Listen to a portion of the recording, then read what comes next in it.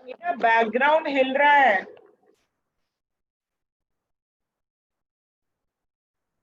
Sangeeta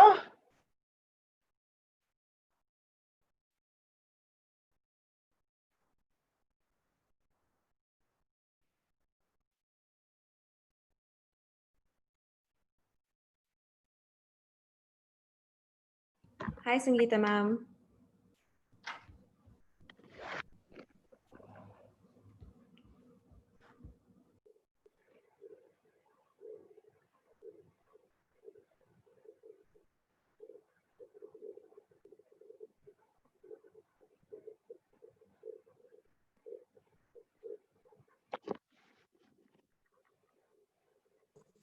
audio is mute Sangeeta.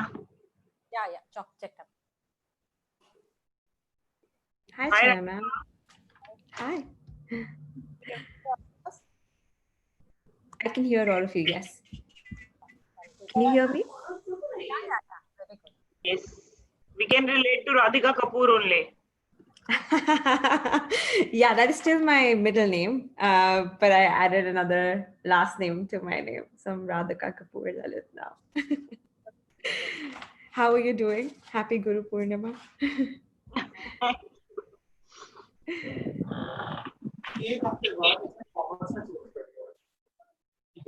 मुझे पता भी नहीं चला सॉरी ह्यूमैनिटीज में उसने चेंज कर दिया We'll just wait for 5 minutes more and then.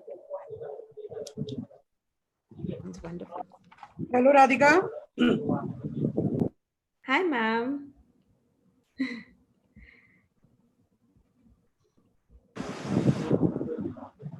Can you hear me, Radhika? I can hear you, Chaya ma'am. Yes. Chaya Dalila Yes. ma'am. हाँ. Yes, और कैसे हो?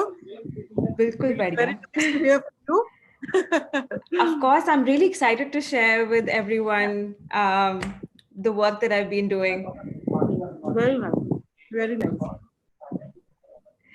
I was wondering about the presentation. Actually, what happened is we were not able to download it because the organization restrictions were there for downloading. Unless and until you have Hello. permissions, you Hello. cannot. Now I can download your presentation. Okay. Okay, we're able to then. Fantastic. Thank you, sir. So would you be able to present it as well, or would you like me to present it?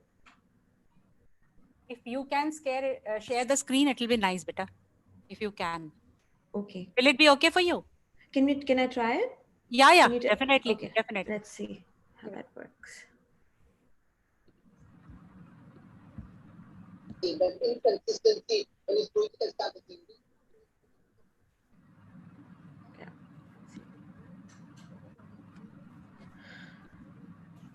Here we are. You can still see my screen? Yeah.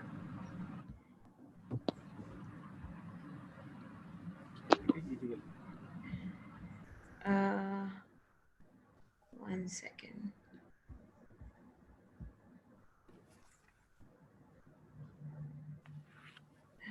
Yeah, it's perfectly fine.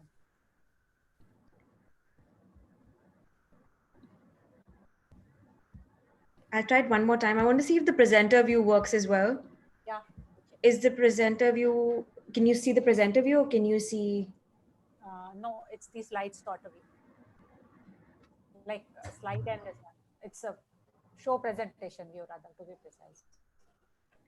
So you can only see one slide, right? Yeah. You cannot see the next slide. No. Perfect. Then there is something adjacent to it, kept about wala thing. Second slide. Oh, so you can see it. Okay. Let's see. Yeah, if someone else can, I can share the link again. If someone else can share, then, I can, otherwise I'm happy to. Yeah. Do you want me to do it? Ma'am, if you can, that'll be great. I can send you the link really quick. Okay. That's fine.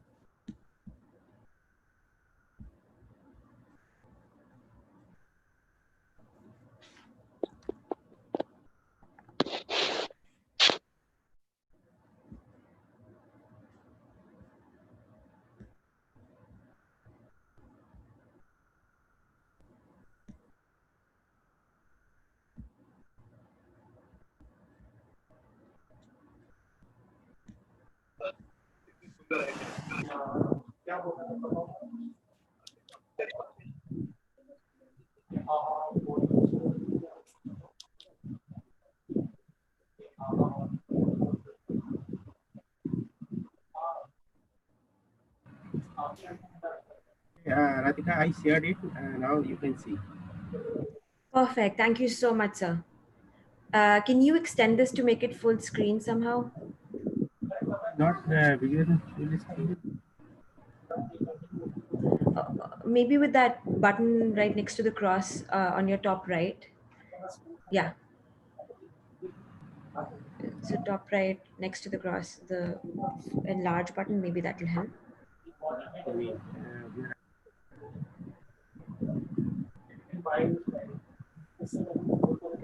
Or in the view option, if you have full screen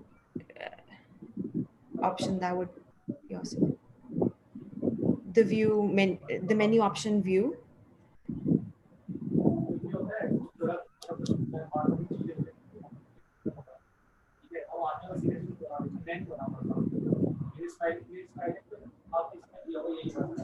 any other, Geeta ma'am, is it visible or it is Yeah. is visible. आप ना उसको maximize कर दीजिए sir. That will be good. आप view It is view PDF. It is downloaded as PDF. view full screen हो जाएगा sir उसमें. आप view में I can't see the view full screen over here.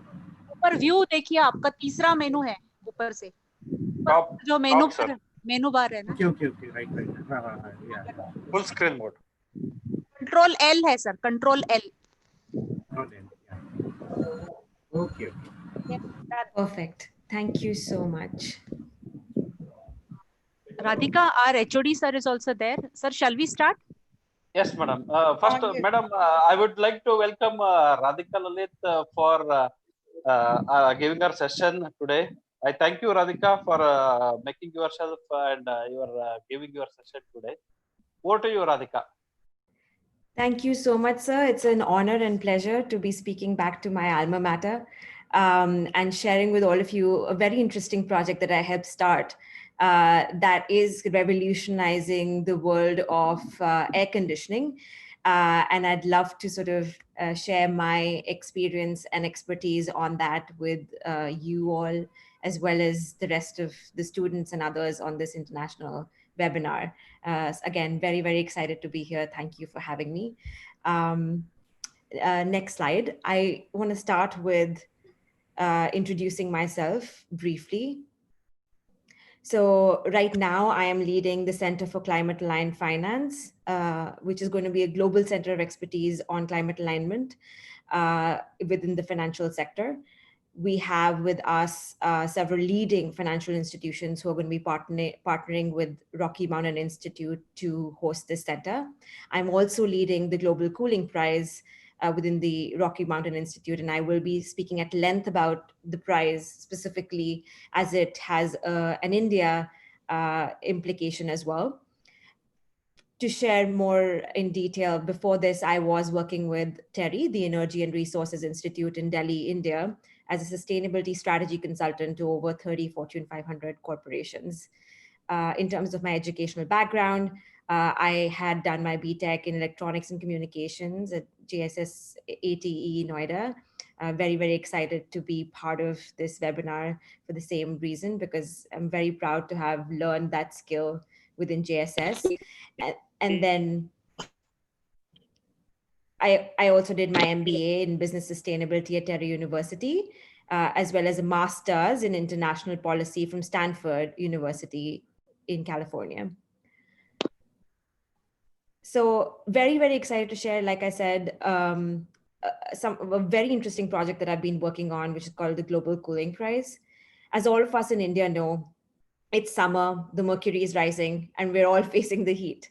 Now, the question is, do we know enough about our air conditioning and why is it threatening our climate? Let's talk more about it in this presentation. Next slide, please.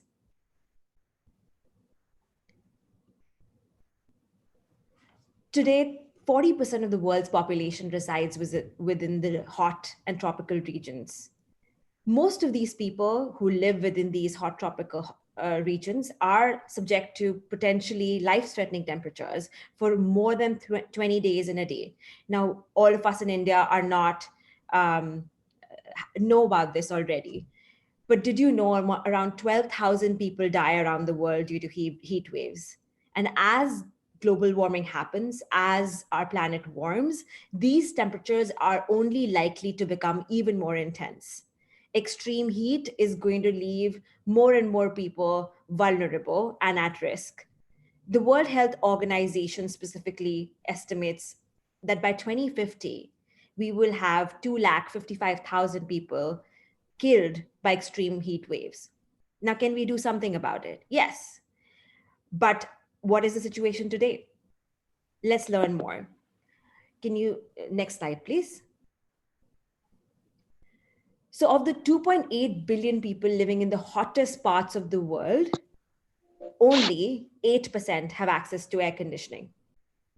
On the other hand, in developed countries like the US and Japan, over 90% have access to cooling. Now, access to cooling can no longer be considered luxury, especially for the most vulnerable members of our society. It's not just access to cooling, it is an access to climate justice as well as equality.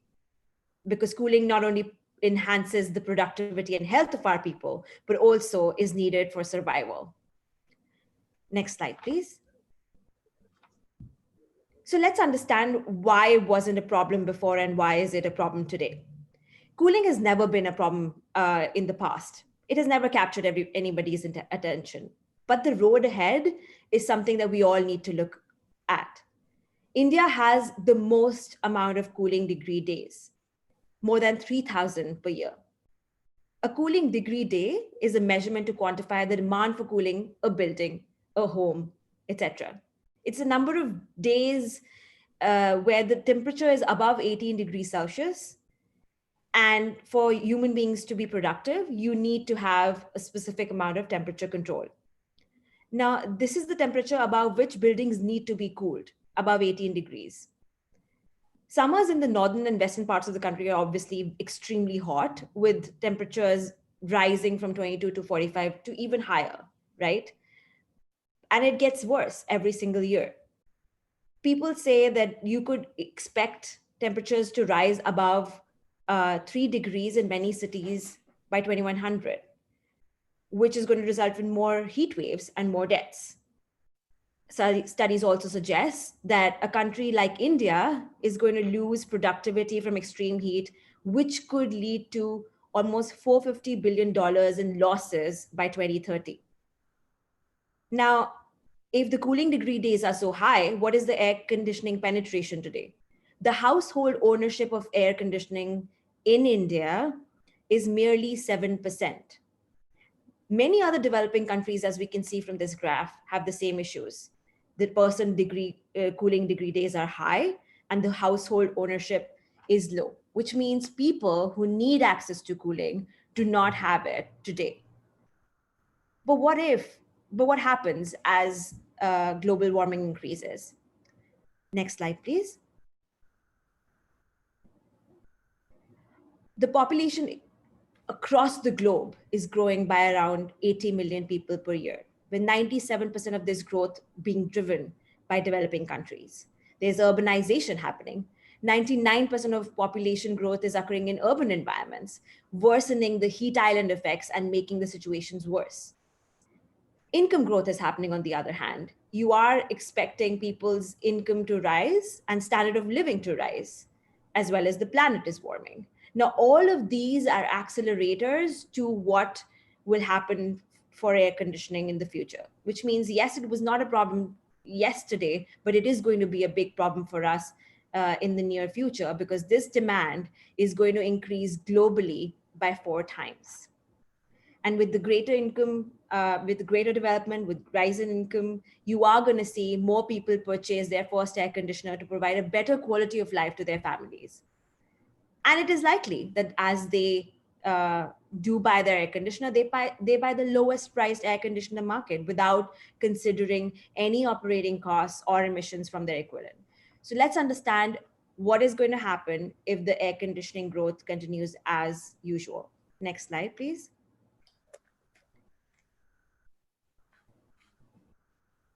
we are going to see a massive, massive exponential increase in air conditioning. Like I said, 4 times from today by 2050. You're looking at today like 1.2 billion air conditioners around the world.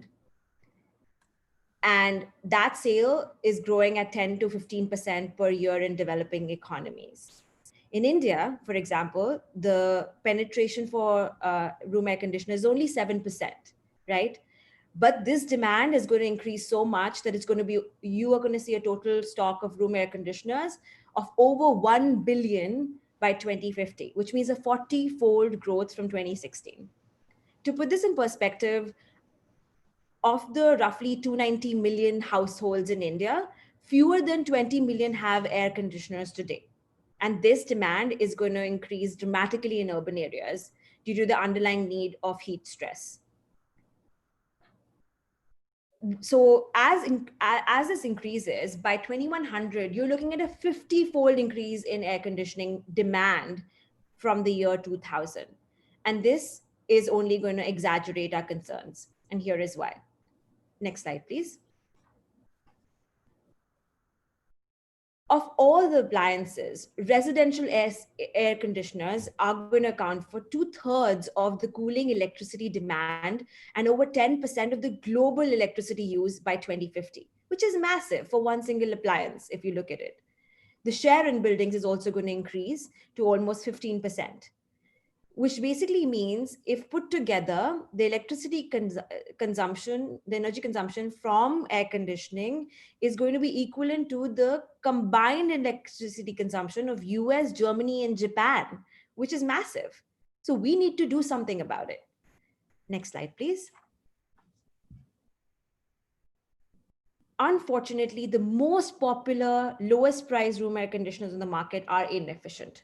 And if they're deployed at scale, will burden the electricity system.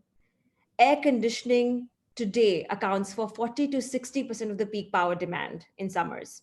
And in major Indian cities of Mumbai and New Delhi, where there's the greatest concentration of air conditioning buildings. To operate the projected stock of room air conditioners in 2050, approximately 600 gigawatts of new power generation is required. It's equivalent to installing 1,200 coal power plants of 500 megawatts each. Now, this is a problem for not just us, but the Indian government, because this requires an investment of around $535 billion for new generation capacity. And our grids cannot handle this. And this is not just the case of India. As you look on the right side of this graph, you are going to see that the cooling costs for the Indian consumer and consumers in the temperate zone of all the countries are going to rise. Today in India, 11% of median household income goes towards cooling a home. In Pakistan, it's 15%. In Indonesia, it's 7%. And that amount is only going to grow if we keep deploying lower efficiency room air conditioners. Next slide, please. So what happens if building codes are improved, if efficiency is improved, if grid emissions intensity is decreased, which means we have more renewable energy deployment on the grid? Even in those situations, we are going to see the emissions from cooling are going to triple by 2050. And that is a problem, because that is going to lead to almost 0.5 degree increase in global warming by 2100, a massive problem that we cannot contain once it's out there. So let's understand a little more about these building codes and other things. Next slide, please. Next slide, please.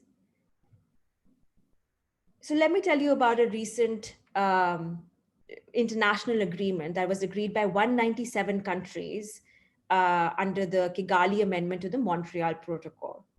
As you might remember, the Montreal Protocol was about phasing out ozone depleting substances, gases that were in our refrigerators and our air conditioners beforehand, that was damaging the ozone layer.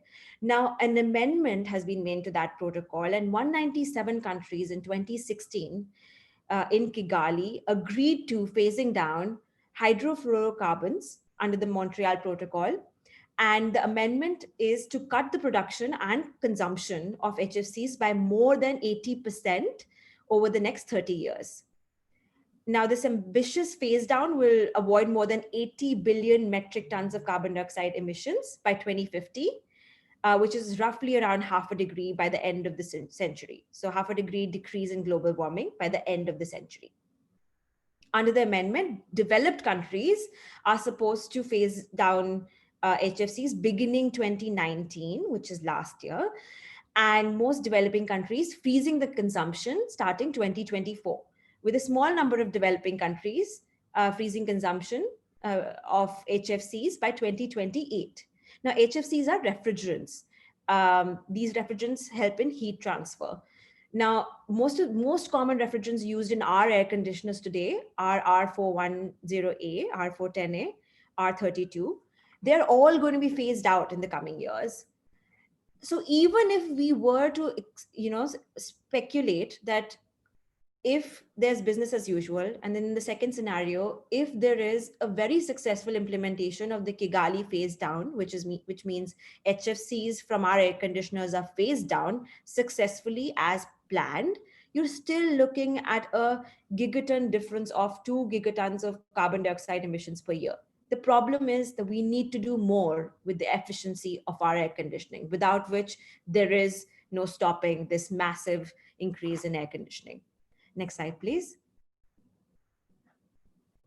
So no matter how we build better buildings, no matter how smartly we operate them to reduce cooling loads, energy consumption of the equipment in the cooling loads will remain a massive and critical component of how we think about our systems. Next slide, please. So what are we doing about it? The efficiency opportunity, unfortunately, remains unaddressed due to lack of policy and market signals. The market is not able to solve it on its own. Efficiency has not been a priority for manufacturers due to lack of these signals. If you own an AC, you already know that it's the most power consuming appliance in your home. For example, a typical household in Delhi specifically spends 5% of their monthly income on cooling alone. This expense could be as high as 15% in other parts of the country, depending on the electricity prices and the family income. But why isn't efficiency improving? If the consumers are suffering, if everybody else is suffering, why isn't it improving? Because there are no signals, because other industries are chasing something that is better than them, but air conditioning industry is not. Let's take an example. LED industry. Now, LEDs saw massive increase in their efficiency performances, right? In retail today, you have, of the theoretical maximum efficiency, you have LEDs that have achieved 67% of theoretical maximum efficiency today, which are in the market, in your homes. In the R&D facilities, we're looking at 89% of theoretical maximum efficiency has been achieved. Why so? Because LED lighting was chasing the incandescent bulb. They wanted to replace that. So they tried very hard, and here they are in terms of efficiency. Let's look at solar. Now, the solar industry was trying to compete against the levelized cost of electricity it had sold. So it had to reduce its prices and increase its efficiency. Now in retail, you see 28% of the theoretical maximum efficiency within solar PV has been achieved. If you look into our R&D labs, you're looking at 53% of efficiency has been achieved. Now let's take a look at the room air conditioning industry. Today, the best in class room air conditioner is no more than 14% efficient when compared to the theoretical maximum efficiency. That is a problem. Your air conditioners are highly inefficient. That is why the bills are rising. And that's going to place a massive constraint on grids as well. This is happening because there are less than 500 companies worldwide that are producing room air conditioners. Of the total production and manufacturing, only 2 companies comprise of 35% of the global production, and they are in China. 50% of the global manufacturing happens in China. This segment is subject to a massive failure because the focus is how do we get the customer the lowest upfront cost, the lowest sticker price cost, And the industry is responding to that failure, which is, how do we reduce the cost? How do we reduce the cost? Efficiency is not a consideration today.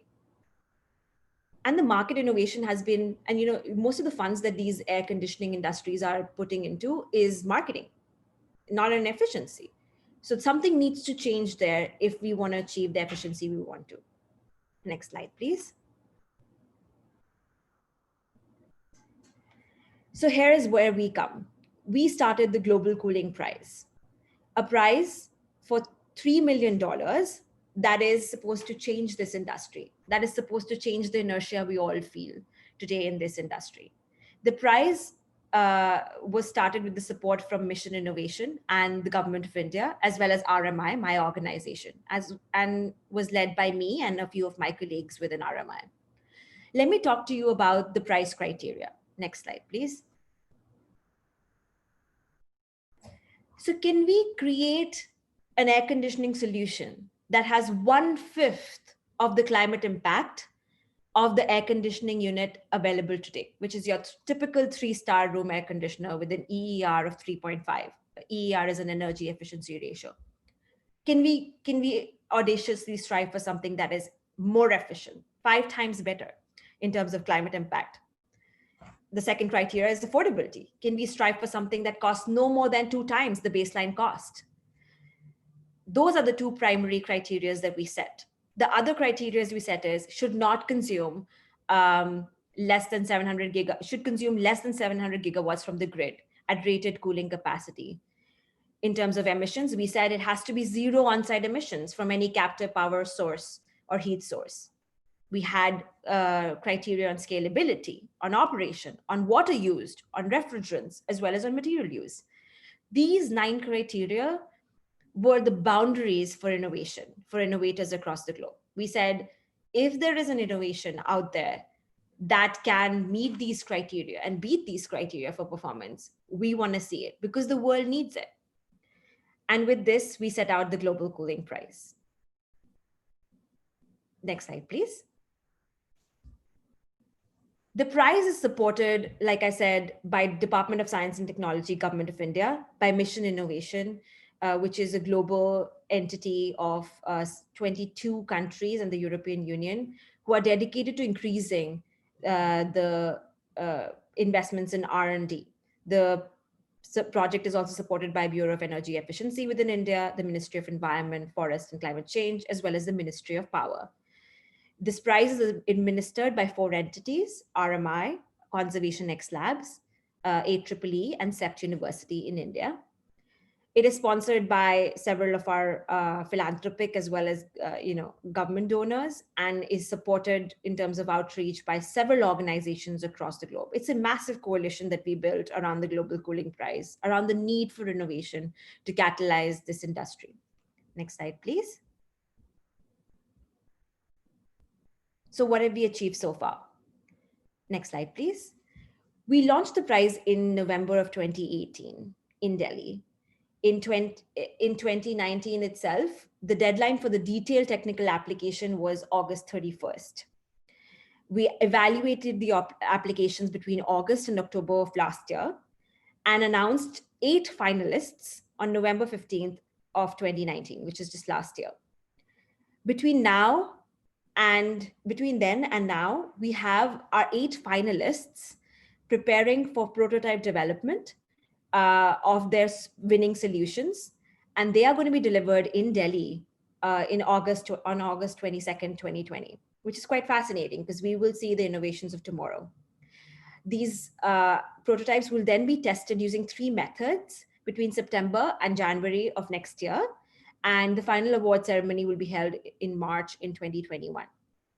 So let's understand a little more about who evaluated the applications. Next slide, please. So we had 9 technical review committee members who were experts with more than 200 years collectively of experience in this industry from around the globe. We had people from India, we had people from the US, from UK, from the Middle East, as well as the US. And these experts were either retired professionals or experts in their fields who have been working on air conditioning. Next slide, please. just to share a glimpse of what we've covered, in terms of how many people applied, over 2,100 teams registered for this global competition. 445 of them filled the intent to apply application, which was the first application to compete in the prize. 139 teams completed the detailed technical application or proposal, and these were from 31 different countries. We were mentioned in around 2,200 publications in 58 countries around the world, and have over 15,000 people following us on social media. In terms of who applied, we had 30% of our applicant base was individuals, 33% around startups, 11% from the industry, and 16% from universities and research labs participated. We are covered and mentioned in CNN, CNBC, New York Times, Wall Street Journal, Financial Times, and others across the globe as one of the leading prizes in this industry. Now, let me tell you about the finalists of the prize. Next slide, please. The 8 finalist teams that were selected by the Technical Review Committee were Barocal, Daikin India, Godrej India, Gree, China, Creighton, M2 Thermal Solutions, SNS Design Startup, and Transera.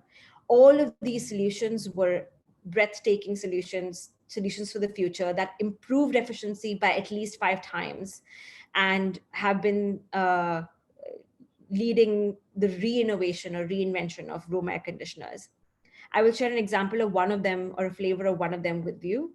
So Barocal, which is a startup in University of Cambridge, used solid state technology, which takes advantage of the properties of solid organic plastic crystals to provide cooling. Yes, so it uses solid refrigerant, for the lack of a better way to explain this, and by a process of continuously applying pressure and releasing pressure, it reduces and produces heat and releases heat. Now it produces once the plastic crystals are compressed and then released, this actually produces a cooling effect, which can deliver cooling to a room or chill water as a refrigerant, which is quite innovative. So all of these technologies are pretty innovative. And I'll give you an aggregate, what are the 5 trends we're seeing in this space that are going to revolutionize the room air conditioning industry. Next slide, please. So here are the 5 trends that I want to talk to you about. So we're seeing climate-friendly refrigerant alternatives. Like I said, earlier, the refrigerants that have been used are HFCs and others that are going to be phased out in any condition anyway, and have a GWP of greater than 4,000. What we're looking at in terms of the selected technologies is a global warming potential of less than 150, which is quite breathtaking. So we've seen a rise in climate-friendly refrigerants as a major trend within this industry. And some have even used water as a climate-friendly refrigerant, which is amazing. So natural refrigerants were also something that we saw. The second thing we saw within this prize was how sensible and latent cooling loads were dealt with separately. Now, sensible cooling load is the change in temperature. Latent cooling load is the amount of energy needed to dehumidify the air. Cooling is a combination of both. You want to reduce the temperatures, but you also want to dehumidify the air, because as the humidity, relative humidity in a space increases, it becomes increasingly uncomfortable to stay in that space. So you need to do both. Air conditioners today don't do both. They just keep lowering the temperature so low so that the setting point decreases and you feel cold and the humidity precipitates. Now, if you handle these 2 loads separately, you're able to save energy. And that's what a lot of these innovations have done. They've used desiccant materials, which is materials that absorb moisture to handle the latent loads. They've used novel membranes that have never been seen before, that have been developed in labs that are coming to the space today, and also sort of individual evaporation to manage both the sensible and latent cooling loads. So just separation of latent and sensible cooling loads is something that we've seen as a major trend. The other thing that we've seen is recovering and reusing condensate to reduce water consumption. Water is used within the system. So how do we condense that water, reuse it, to make it more efficient. And direct evaporative cooling at the condensation unit, which is usually outside your homes, that is something that is being used. Indirect evaporation is also being used to handle the sensible load. We are seeing the use of smart controls that help optimize the performance of the condenser and the evaporator, which is very interesting. We're seeing auto switching between ventilation, evaporation, and vapor compression. So what does that mean is if the outside temperature is pleasant, you don't need air conditioning, you just need ventilation. So that's what it automatically switches between: ventilation, evaporative cooling, which is, how we call in India, what is the typical cooler, and vapor compression, which is what the air conditioning does. All of these can be automatically suited to what's happening outside, which is pretty incredible and doesn't happen today. And then the last trend we're seeing is people are integrating solar PV on condenser unit to reduce the overall consumption of electricity. And some are even using rainwater to reuse in evaporative cooling, which is, again, very, very interesting. So now that you've got a glimpse of, what the technologies are, I wanted to take you through what are we doing for testing, because testing is one of the interesting parts of this innovation competition. Next slide, please. So I spoke about how we reviewed the different applications. I want to take you through the lab and field test. So there are two tests that will happen for every technology. One test is a lab test. The second test is a real world test. What does a real world test mean? It means we put these solutions, these prototypes of these breakthrough technologies in the real world, in an apartment building, in and around Delhi, to test how they perform against that standard 3-star room air conditioner. So it's pretty live to see how these innovations are coming to life. And then there'll be a final assessment of performance based on the lab and the real world test to see how it goes. Next slide, please. So every finalist, and we have 8 finalists, was awarded $200,000 each to develop these prototypes. These finalists are right now developing prototypes, like I said, and will be delivering them on the 22nd of August to Delhi to test these solutions. And the final result will be announced next year based on the actual performance of these prototypes. So there are 3 tests we're running. One is this lab simulated test, which is we have 2 chambers that control the internal dynamics of a room and a load of a room, and the external dynamics of the external environment. So they simulate both these environments to see all along the year, how would your air conditioning perform? It's not just like a field test that, whatever the temperature is outside, let's test it. It'll be an expedited, controlled environment, which will test how these air conditioning units perform. There'll be a field test or a real world test in an apartment building as well, and an ICR test, which is the Indian Seasonal Energy Efficiency Ratio test, which is a standard test all air conditioners have to undergo within India. Next slide, please. So all these finalists are shipping 2 prototypes of their solution. All of these innovative solutions, 2 of them will be shipped. One will be for field testing and one will be for lab testing.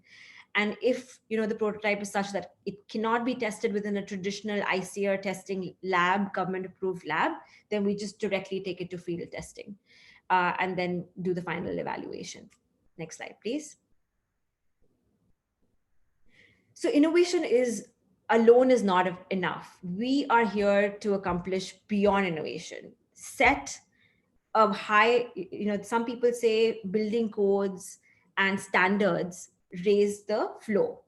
What we are trying to do is raise the ceiling, which means we're trying to say, how far can innovation go? How much more efficient can the air conditioner of tomorrow be? Demonstrate what is possible. Extract these learnings to inform future policy. Stimulate the advanced market commitments and bulk procurement in partnership with EESL, India, and others. Also develop programs within our utilities to ensure that the first cost, which means the sticker price or the sticker shock, doesn't become the barrier for people to buy a more efficient air conditioner. We're also establishing an investor marketplace with 3 of the leading air conditioning companies in the world, which is Carrier, Danfoss, and Trane. And we will start all of this. We've already started all of this and are connecting this ecosystem of players around with us. Now, just to give you a perspective, the 8 finalists comprise around 25% of the global market share of room air conditioners today. What it means is our finalists have a market power to influence the market today, which means if they wanted to deploy, some of the largest air conditioning companies had applied to this price, which means if they wanted to deploy technology at scale and make it more efficient, they can do it, which is absolutely the most rewarding part of this innovation challenge. Next slide, please. So what will be the impact? What if this solution that we are developing actually gets deployed in the world tomorrow? What will be the impact for the world? Next slide, please. You're looking at a 65% reduction in emissions and from 2016 to 2050, which means that is massive, right? You're looking at a manageable 2.71 gigatons of carbon dioxide emissions equivalent per year, something that we can manage with the deployment of renewable energy. Next slide, please. Not only that, a super efficient room air conditioner could save Indian consumers about $1,700 over the lifetime of its operation with less than a 3-year payback period, which means you buy an air conditioner today, you can pay back for it in the next 3 years. And this is massive because the net present value of these savings could help Indian consumers today. In the business as usual case, which is what is the entry level room air conditioner, the life cycle cost is around $3,300, including the OPEX and the CAPEX, which means, yes, you buy it for a smaller first cost, but you're paying so much more in electricity bills over the lifetime that it doesn't seem worthwhile. So there is a massive saving opportunity. Next slide, please.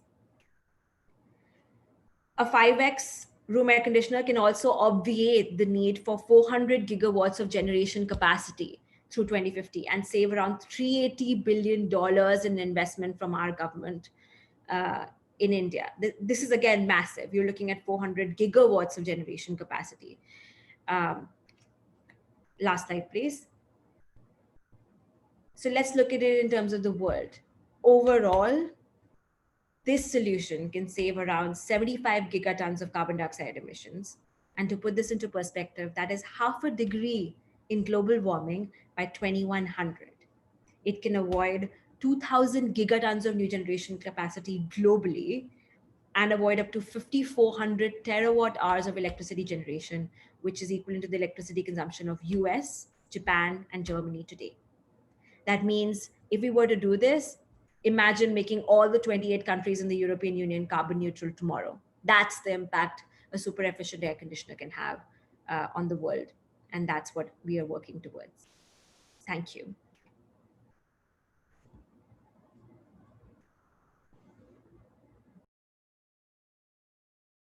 There is one question. People want to somebody wants to know about what is the power rating which is available at present. That is 3-star, 5-star. Can you tell us or can you give us an idea what is exactly the rating is all about? Yeah, so I also have an article that I'm going to share with all of you over chat. But in terms of, just an understanding, so every market is different. If we look at the Indian market specifically, the star rating is developed using the BEE guidelines, right? And the BEE guidelines say there's something called EER, or the energy efficiency ratio, and there's something called the Indian seasonal energy efficiency ratio. EER is just the ratio of how much cooling an air conditioner can deliver with respect to the power it consumes to deliver that cooling at a specific standard temperature condition. Now, if two ACs have the same cooling capacity, the AC with the higher EER will be more efficient. That's the standard definition. Now, BE adopted a new metric very recently called the ICER, which will replace the EER to quantify the efficiency of all air conditioners. What is ICER? ICR is the ratio of total cooling delivered by the air conditioner over a typical cooling season over multiple standard temperature conditions, and with respect to the total power it consumed during the same period. So similar to EER, the higher the ICR, the more efficient the air conditioner is. Today in the market, ICR rating is pretty recent, but if an ICR value of 4.5 or higher means that the air conditioner is really efficient and that you should go for it. Another way to understand is the star system. So right now the BEA has 5 stars air conditioners. So the ACs with the more stars basically is one that helps you save energy. And in terms of power rating, it really depends of every air conditioner. It's different, so you'll have to basically look at that tag to see which is efficient. But I have an article that I had written for Economic Times that I'm happy to share with everyone, that allows you to sort of compare the global warming potential of the refrigerants, the energy efficiency ratio, and the star rating, as well as the technology. So as an example, fixed speed is what's the cheapest, fixed speed room air conditioners, and the more efficient versions are variable speed inverter air conditioners, which are slightly more expensive in the first cost, which means the sticker price, but are eventually less higher in efficiency, so consume less energy. And as an example, an inverter air conditioner might be 30% more expensive upfront, but can cut the monthly bill by about 30% around its lifetime as well. So that's the trade-off you're looking at. Okay, there is one more question, Radhika. What is precisely contribution of an AC in global warming technically? What we exactly must incorporate in our lives is to prevent us. How can you, like, we cannot survive without AC. So like how much contribution we are also making to this particular global warming scenario. That is what, from Indian perspective, somebody wants to ask. Ma'am? Yeah, great question. So India contributes only right now 5% of the global annual emissions from room air conditioners. But that is going to increase to 25% of annual global emissions by 2050, which is massive, right? And there's a lot happening within the country also to address this problem. So as an example, in 2019, India became the first country in the world to develop a national policy on cooling called the India Cooling Action Plan. It provides a 20-year roadmap for India's thermal and cooling needs. And just so to give a perspective to everyone, BEE defines a standard for minimum energy performance standards for room air conditioners, and has been increasing this performance standards at least 3% every year through its star label program. So that's helpful. But like I said, it's massive. It's massive right now. It can look at 25. We're looking at 25% of annual emissions globally by 2050 are going to be contributed by India due to cooling, which is massive. So a 5x solution, for example, could be equivalent to reducing the emission intensity of the Indian economy by 15% by 2030. So what does that mean? It could mean, we all know India has a nationally determined contribution target for the Paris climate goals. You're looking at fulfilling 40% of its requirement by just deploying a more efficient room air conditioner.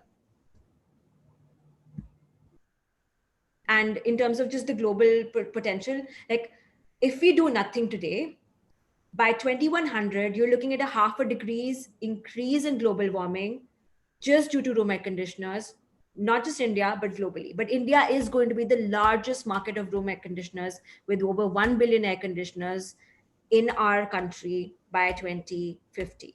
So we need to do something. Okay, there is one more possibility. Like how do you see the possibility of emission cheating and all other things, like it had done in Volkswagen and other things? So how do you predict those things that can happen in this particular scenario also? Right, that's a very important question, and I think testing is really important, and we need to sort of change the way we test as well, because the new technologies that will have solar, etc., like those are the labs today are not equipped to make such a technology work, and so that's a very important questions about emissions cheating in general. I feel like this is the role of policy. Policy needs to get in front of these issues and create codes and standards that really define the future of this industry, and they are doing it. Like Bureau of Energy Efficiency in India is getting ahead of this, is having standardized protocols for testing their efficiency, and there's no way around it. There's a global agreement that India has signed on to, which anyway has to lead to phase out of HFCs. If we don't improve efficiency, we'll have to build more coal fire power plants to take the need.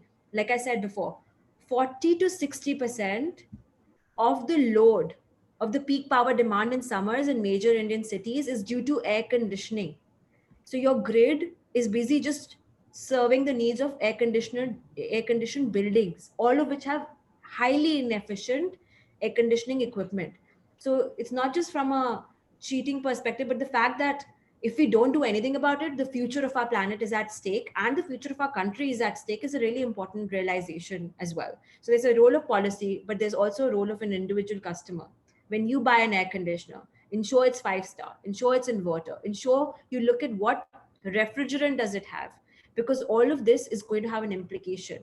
Every bit of it, everything is adding up. Like every minute 10 air conditioners are sold globally, and India is going to be the largest market. So we need to be very careful about the air conditioners we buy.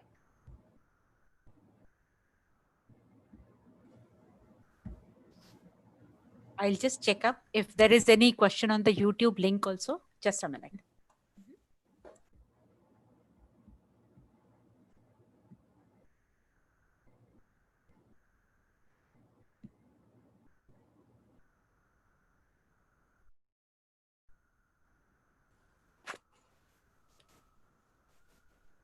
Someone is asking about 8 minutes. Just sir is asking, in Gulf country the temperature will be around 50 degrees. They also use AC most of the time. How are you going to deal with such kind of things? Exactly. So like I showed my first graph, the person cooling degree days globally are going to change, which is why we're looking at such an extreme 4 times increase in demand, right? And it's not just coming from India. India is going to be the largest market, but the demand is going to come from countries like Brazil, like the Middle East, Egypt, China, Indonesia. So that demand is coming from all of these places, which are the tropical and subtropical regions, and it is not something that can be ignored. It's not like you turn the fan on and you won't feel the heat anymore. Fan only circulates the hot air, it doesn't cool. So it's important for us to understand that this is a cooling dilemma, how to provide cooling for all without warming the planet. And it is not a dilemma just for India, but it is a dilemma for the entire world. And it wasn't that in the past. In the past, it didn't matter. As an example, India only has 7% penetration. Why so? Because it didn't matter. The temperatures were not that high. But in the future, it is going to matter. It is going to matter not just in India, but in other countries. And not just in hotter countries also, but even in colder countries and continents like the European Union, for example. Like you hear of heat waves there as well. There's only one way you can protect yourself from the heat waves, and that is being in an air conditioned environment that is ideal for productivity. So it's also about productivity and saving lives. It's about climate equity and climate justice. So I think innovation is the answer. In an innovative air conditioner like the one that we're trying to build here, which is 5 times better than what's out there, can revolutionize this industry, can ensure that everyone has access to cooling without actually warming the planet. So that's what we're striving towards. We don't want people to pick and choose which countries get air conditioning. We want to ensure that everyone can get access without the consequences of such an access on the grids, on the people, on the planet.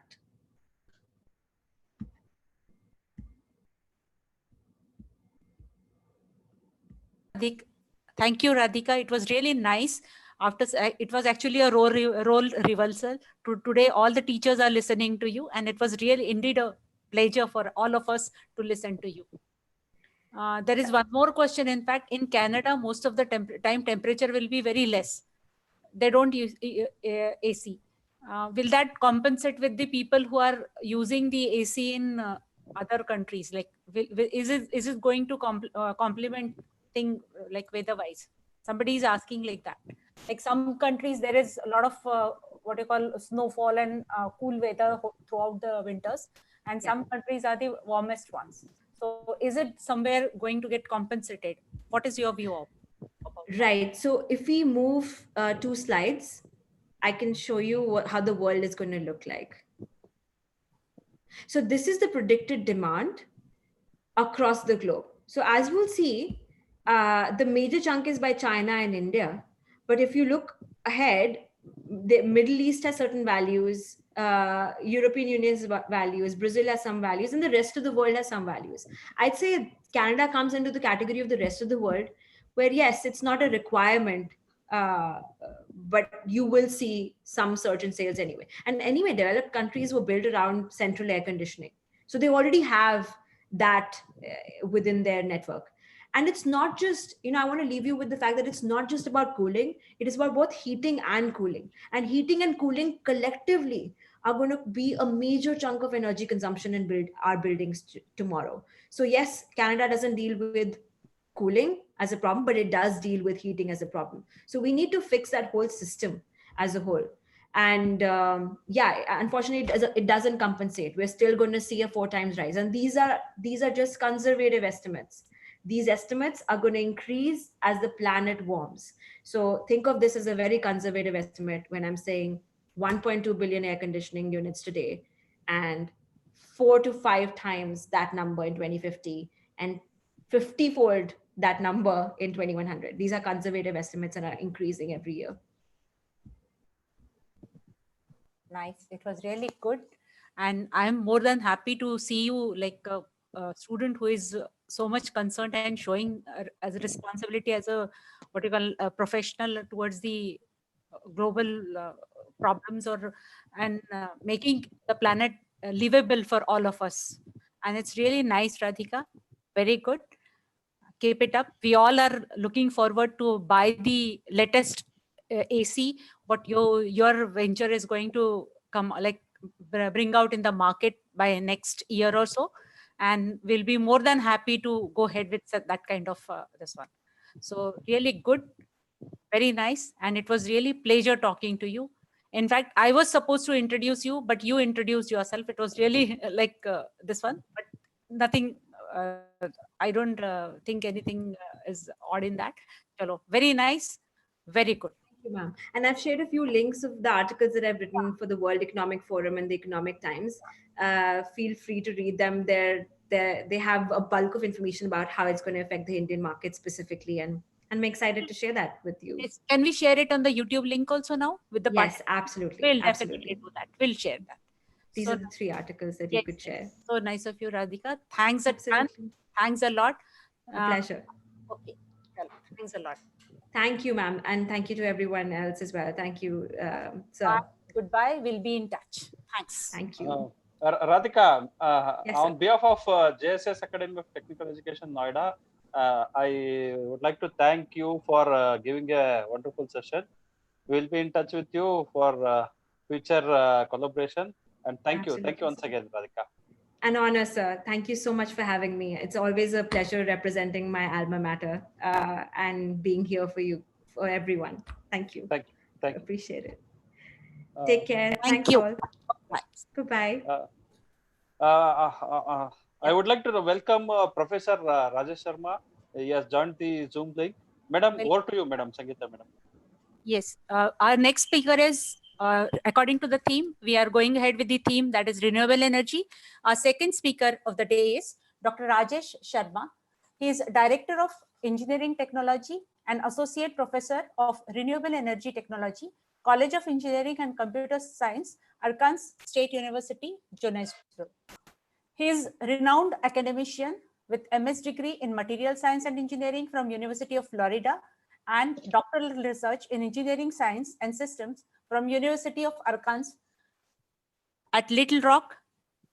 His professional assignments and honors include: he is elected senior member of IEEE in 2011. He is Jem Melcher Award by IEEE Industry Application Society for outstanding paper in consecutive years 2009 and 2010. He was elected Vice President Secretary and Adjunct Secretary of IEEE Industry Application Society Electrostatic Pressure Committee in 2011 to 2013, 2009 to 2011, and 2007 to 2009 respectively. He is also recipient of M.K. Treseman Award for Excellence in Research, which is at the University of, when he was at the University of Arkansas at Little Rock in 2001. With more than 100 quality research publications to his credit, he has also reviewed multiple books and chaired conferences worldwide. He has vast area of research expertise, and some of them to mention include renewable energy and nanotechnology, photoelectrochemical hydrogen production, and those range up to biomedical sensor, which are used for cardiovascular stents. So with multiple research domains where he has and multiple research activity to his credit, we are very much what you call fortunate enough to have you with us, sir. Over to you, sir. Welcome. Okay. Thank you so much. Can you all guys hear me? Yes, sir. You are audible, and we can very much hear you, sir. Okay. Okay. Thank you. First of all, let me thank all of you for inviting me to this forum and allowing me to share some of my thoughts with you guys. And then this is just consider this as a two-way street, right? I mean, so don't just think this as a lecture. So if you have any questions, anytime, anybody, just stop me. Okay, I want sort of a discussion rather than just a lecture, one-way street. Okay, so please feel free to ask questions or comments or anything at any point of time. Don't worry that you are interrupting or anything like that. All right. And so can you tell me about the audience that who all are attending this? So there are faculty, majority are the faculty members from the engineering establishments, and some of them are research scholars and students, UG, PG students. Okay, so you have students as well, right? Yeah. Okay, all right. So let me start with sharing my screen first. Let me get my presentation up.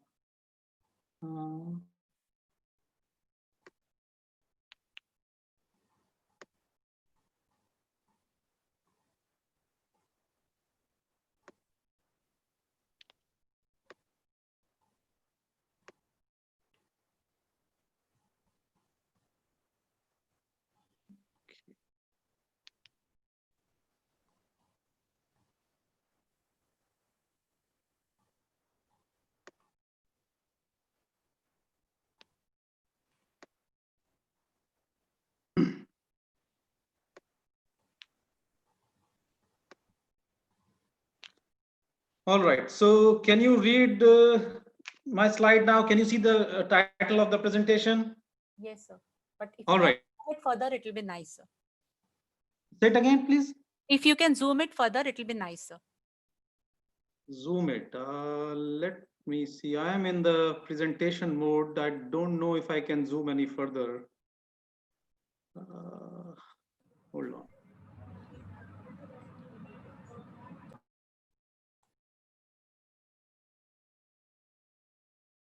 Oh, well, just I think that it's manageable, sir. No issues. It's manageable. Good. Okay.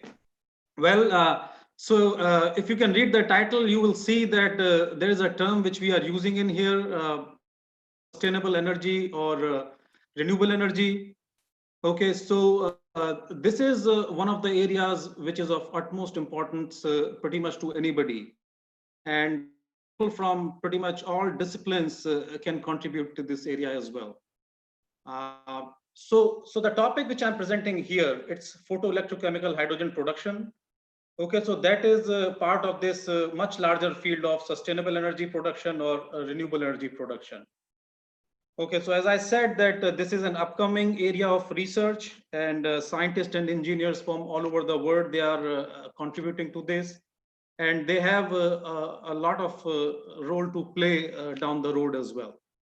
All right, but anyway, before even I begin this, first let me begin by showing you that where I am, where my university is based on. Okay, so here is a little slide which shows that where I am located. Okay, so if you look at the top left corner, you'll see the map of United States. Okay, so I think all of you know where it is with regard to the location of that. And the one which is highlighted in red in there, that's the state where I'm based. Okay, so the state is called Arkansas. And right below that, you will see a map of just that one state, Arkansas. And there it shows the town, which is called Jonesboro in Arkansas. Okay, so this university or this state is located in south central part of the United States. So that's where I am located. That's universities. And on the right side, two pictures you see, these are two pictures of the campus where I am. Right. So let me start with the outline of my talk. That what will I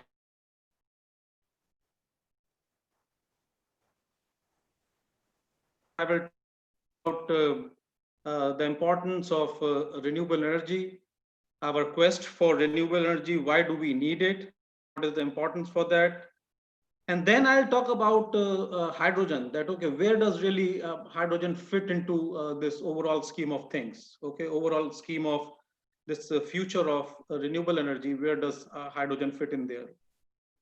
All right, and then I will a sustainable method for hydrogen production, which is a photoelectrochemical hydrogen production. Followed by that, I'll talk about the materials challenges there in the photoelectrochemical hydrogen production. And finally, I'll just briefly on some of the experimental work, what we have done in this area so far. And finally, the future directions, that where do we go from here now? Okay, what are the future in this area? All right. Okay, so we all know that that energy use is the cornerstone of modern society. Okay, more energy a society uses, more developed it is. And in this plot, you will see that plotted energy consumption as a function of human development index. So nearly all human development indicators, if you look at that, they are correlated very well with the energy consumption. What it means is that the more country is, the more energy per capita energy they use. So in this plot, you will see that there are three different types of or different colors of dots. Okay, and then they represent different countries. The green dots you see, they represent the developed countries, and they are the one, as you can see, they use most per capita energy. Okay, you will see that we have marked United States towards the right side of it. Okay, so they are highest per capita energy users. And after the green dots, you'll see the gray ones. They represents the one which are the developing countries, okay, such as India, China, Indonesia, Malaysia. These are all the countries where where the per capita energy usage is high, but not as high as the developed countries. And that's why, I mean, their human development index is also lower. And you will see the brown ones, they are the underdeveloped countries. So their the energy consumption is way lower. Okay. So the trend is that all the countries which are towards the left or towards the bottom, okay, so they are getting to use more and more energy as they are becoming developed. If you look 50 years back, a lot of these countries which were in green, they were in kind of the or the brown areas, but now they have moved as their societies have become developed, they are using more and more energy. Okay, and this trend is going to continue. And as you can see that India is becoming more and more developed last 20, 30 years. Their per capita, if you look at their per capita energy consumption, that has gone up significantly as well. So this trend is going to continue for the foreseeable future. I mean, as long as we can see, this trend is going to continue until most of the countries, they achieve a certain level of human development index. And this is not a bad thing. I mean, this is a good thing that all these countries are becoming developed. And this is what we see in the next slide as well. Okay. So in this slide, what we are seeing here is that we have plotted these non-OECD countries, their energy consumption in last probably about 30 years and the projections down the road as well. So if you look any of these bars here, okay, so they represent different geographical regions of the world. They are all non-OECD countries to begin with. Non-OECD countries means that they are developing countries. They are just the developing countries, not we do not include the developed nation in this chart. So so different colors in each of these different geographical areas. If you look, the biggest one, the brown one, which represents Asia, followed by that we have Middle East, Africa, Americas, Europe, and Eurasia. So these are all different regions represented by different colors. But anyway, more important in this is what I wanted to show is the trend. Okay, as you can see that the energy consumption in all these or all these regions, it has been increasing since 1990, since this chart has been plotted.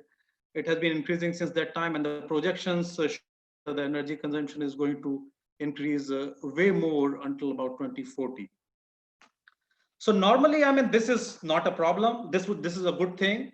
If the energy consumption per capita energy consumption is increasing, that's a good thing. But we do not have enough resource.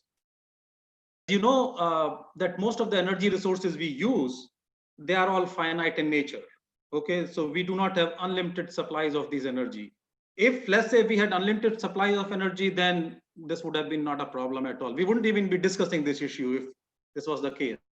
But we know that energy resources, or the majority of the energy resources we use.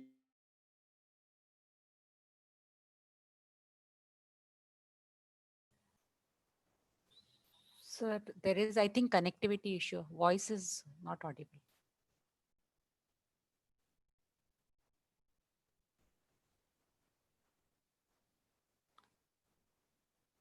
I think the connection got interrupted. Say we developing the renewable energy resources, because renewable energy resources, they are there. Okay, they are there, but we just need to tap into the difference. So the first big reason why we need renewable energy is that we have finite resources of energy. What is there right now, and that's going to get over sooner or later. Different about different ranges at how long it's going to last, but everybody kind of agrees on the fact that finite resources, sooner or later we are going to be running over the energy resources. So that's reason number one, that why we need to focus on developing renewable energy resources. Well, then second is the issue of this global warming, increasing carbon dioxide concentration. I didn't listen to the previous talk, but I look at the title, so it was related to the climate change as well, right? Is that correct? So yeah, so anyway, so if you look at the second issue, which is the climate change or the increase in the average global temperature, that is the issue number 2. So when we use these fossil fuel resources, right, when we burn coal or when we use natural gas or diesel or whatever it is, that releases carbon dioxide, right, because they are all carbon-based resources. So that releases carbon dioxide. And that results in increase in the global carbon dioxide concentration in the atmosphere. And this is one of the two things in this chart. Okay, if you follow this trend line, it shows that how atmospheric carbon dioxide concentration has changed in last 140 years. Okay, starting from 1880, the solid line which you see there. So starting from 1880 all the way to about 2020, you can see that how rapidly the carbon dioxide concentration in the world has changed, or atmospheric carbon dioxide concentration the change. And this carbon dioxide concentration, you can also see that it correlates very well with the global average temperature as well. So until about 1940, so when the carbon dioxide concentration, let's say it was around 14, between 14 ppm, at that time, your global average temperature was lower than 14.2 degrees Celsius. Okay, but as the carbon dioxide concentration, let's say in 80s, okay, that started increasing way more, then your average global temperature also starting, and it's in the red zone, which is more than 14.2 degrees Celsius.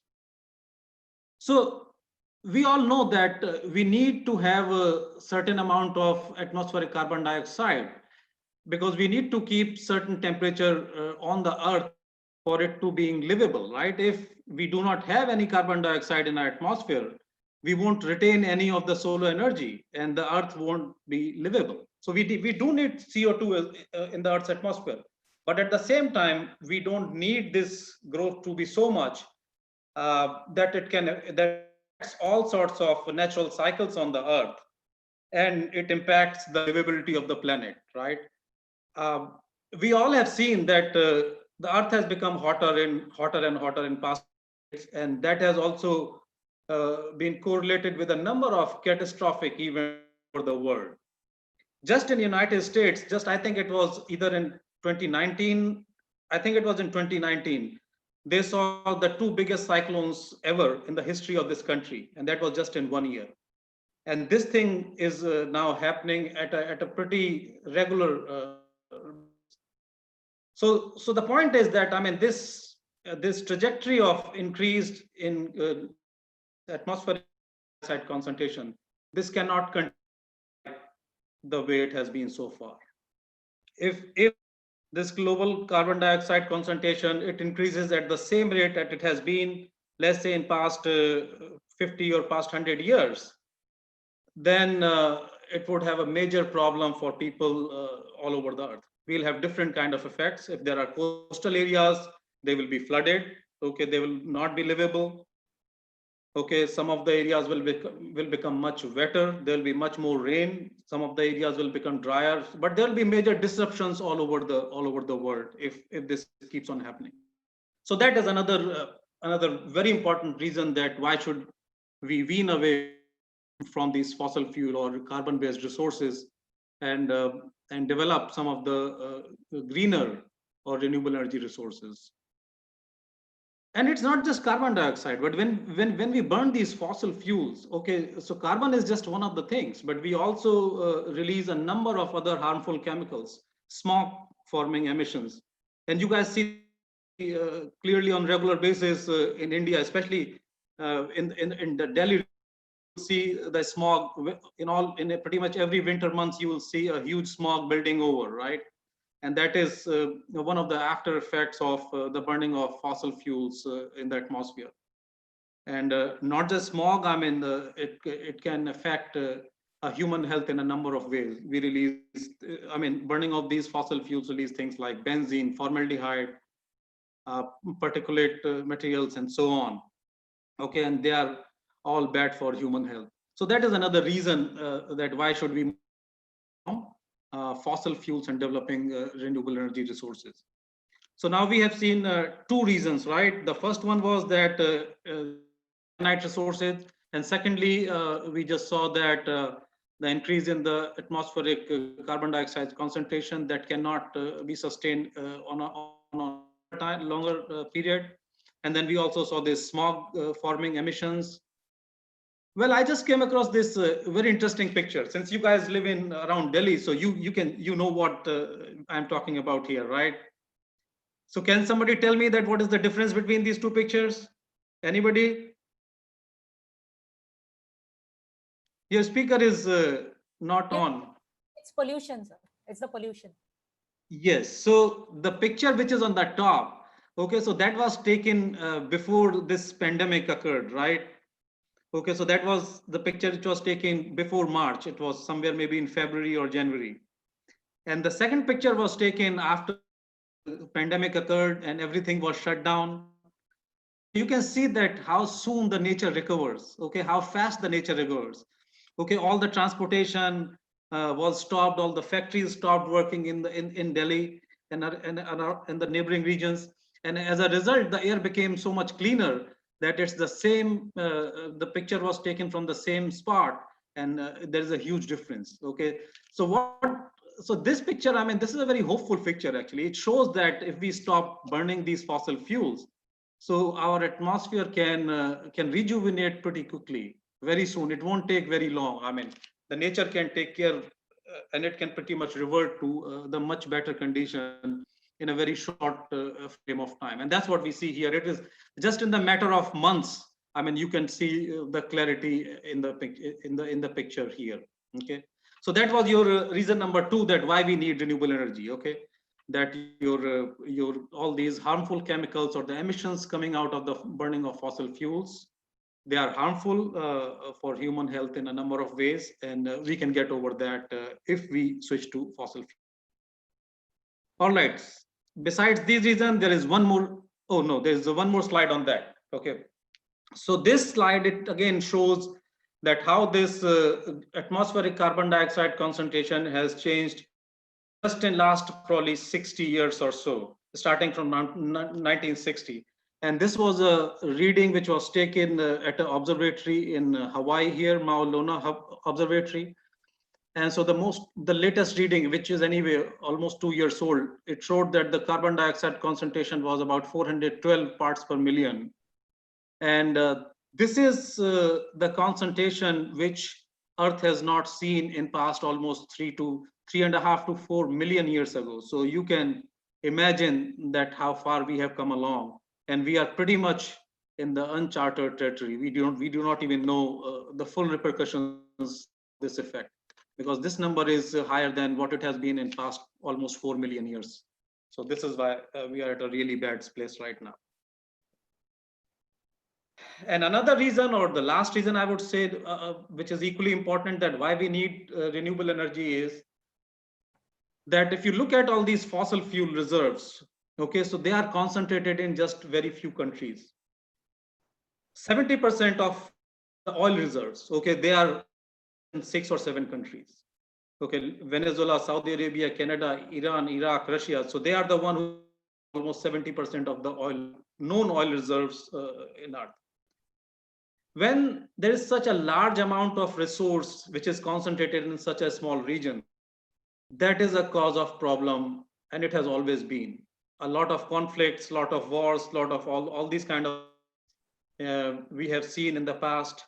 Okay, they have been this has been a contributing factor to that, and this is going to get worse. Okay, as the oil and other resources become scarce, this conflict and all these problems are going to get worse. I mean, a lot of these countries, you already see that how destabilized they have been, even though they have such large.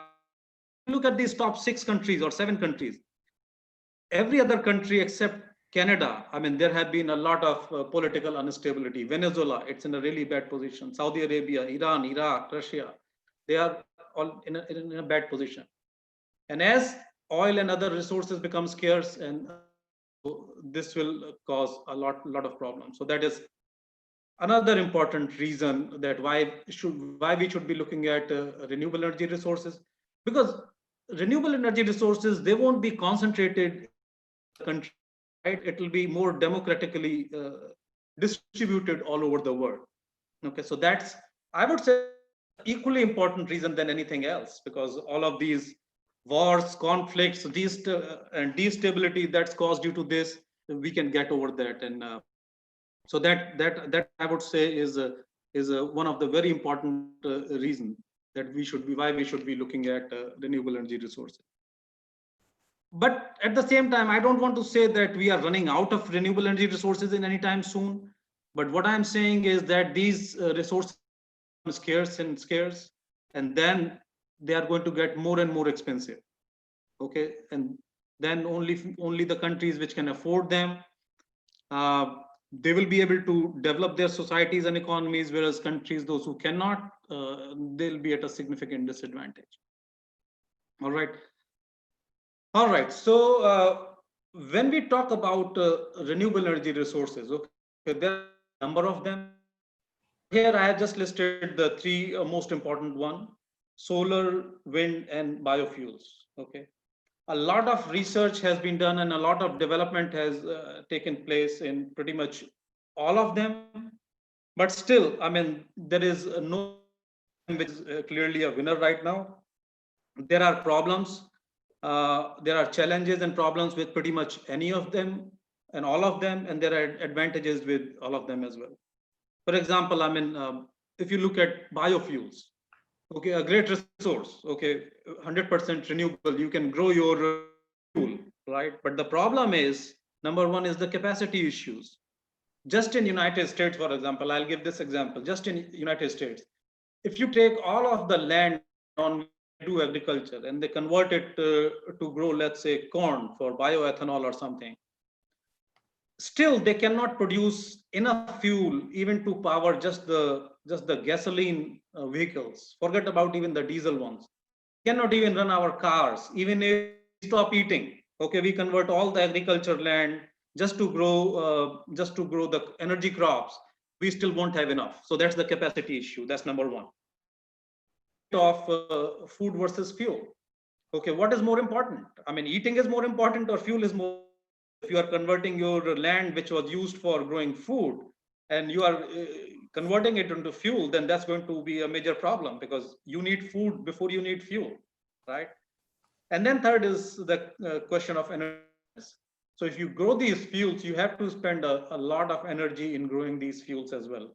Energy in terms of the use fertilizers, you have to water and do kind of things, and all of those processes, they involve using energy. So the energy balance is not really very favorable for using biofuels. And then we talk about solar and wind. So there are a lot of disadvantages as well with them. First of all, if you look solar, I mean, you cannot generate it when you need it, right? When the sun is shining, yes, you can put solar panels and you can generate electricity out of that. But what about the night time? Okay, what about the time when you have a cloud cover, when there is no sun? What would you do? So that's the biggest disadvantage, right? You can generate it and you can use it whenever you are generating, but you cannot really store the solar energy or transport it to the point of use. That's one of the disadvantages. Same thing is with the wind as well. That's also intermittent in nature.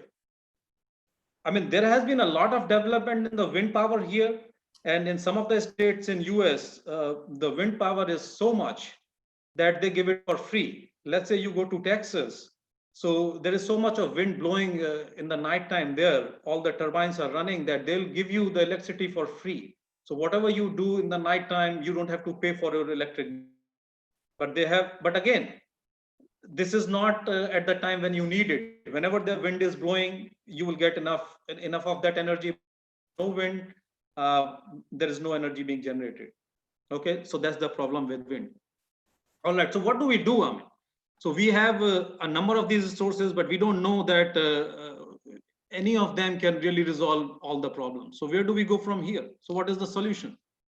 So the solution is that if we can use these renewable energies, okay, to develop some sort of a chemical fuel that we can generate it using renewable energy, and then we can store it, and then we can transport to deliver energy on demand, that can solve most of the problems. Something which is very similar to what we have right now. I mean, we are getting the inspiration from the nature, like petroleum or natural gas. That's what they do, right? The biggest advantage of petroleum or any of these fossil fuel is that we can pretty much take it anywhere, wherever we need the energy, and then we can use it. They are not really around. I mean, you fill gasoline in your car and you can drive wherever you go. You can again fill the gasoline, so you have the energy wherever and whenever you need it. So we need something similar to that. Okay, so that's where hydrogen comes in. Okay, so the ultimate solution is that if you can replace your fossil fuels with hydrogen, Okay, you can replace your diesel or gasoline with hydrogen. Okay, it can do the same thing. So we have a chemical, hydrogen as a chemical fuel, which we can transport, which we can store, which we can use it whenever or wherever we need it. So this can be a good substitute, and not just a good substitute. It can be really much better than what we have. Because hydrogen, I mean, you don't need to use hydrogen in the internal combustion engines, ICEs. What you can do is hydrogen can be used using okay, fuels are so much more efficient. They are all times or 3 or 4 times more efficient than the internal combustion engines what we use in our cars. So you using the efficiency of the system by almost 3 orders of magnitude. So but anyway, that's not what I'm talking about right here. But that is another a very important reason to switch to hydrogen as well from fossil fuels. Okay, so the problem right now is that we have the technology of we have the fuel cell technology, which is very highly developed, which can substitute your internal combustion engines and everything. But we do not have a sustainable method of hydrogen production. Okay, the way we produce hydrogen right now, currently all over the world, we use fossil fuel, natural gas or something, and we split it to get hydrogen.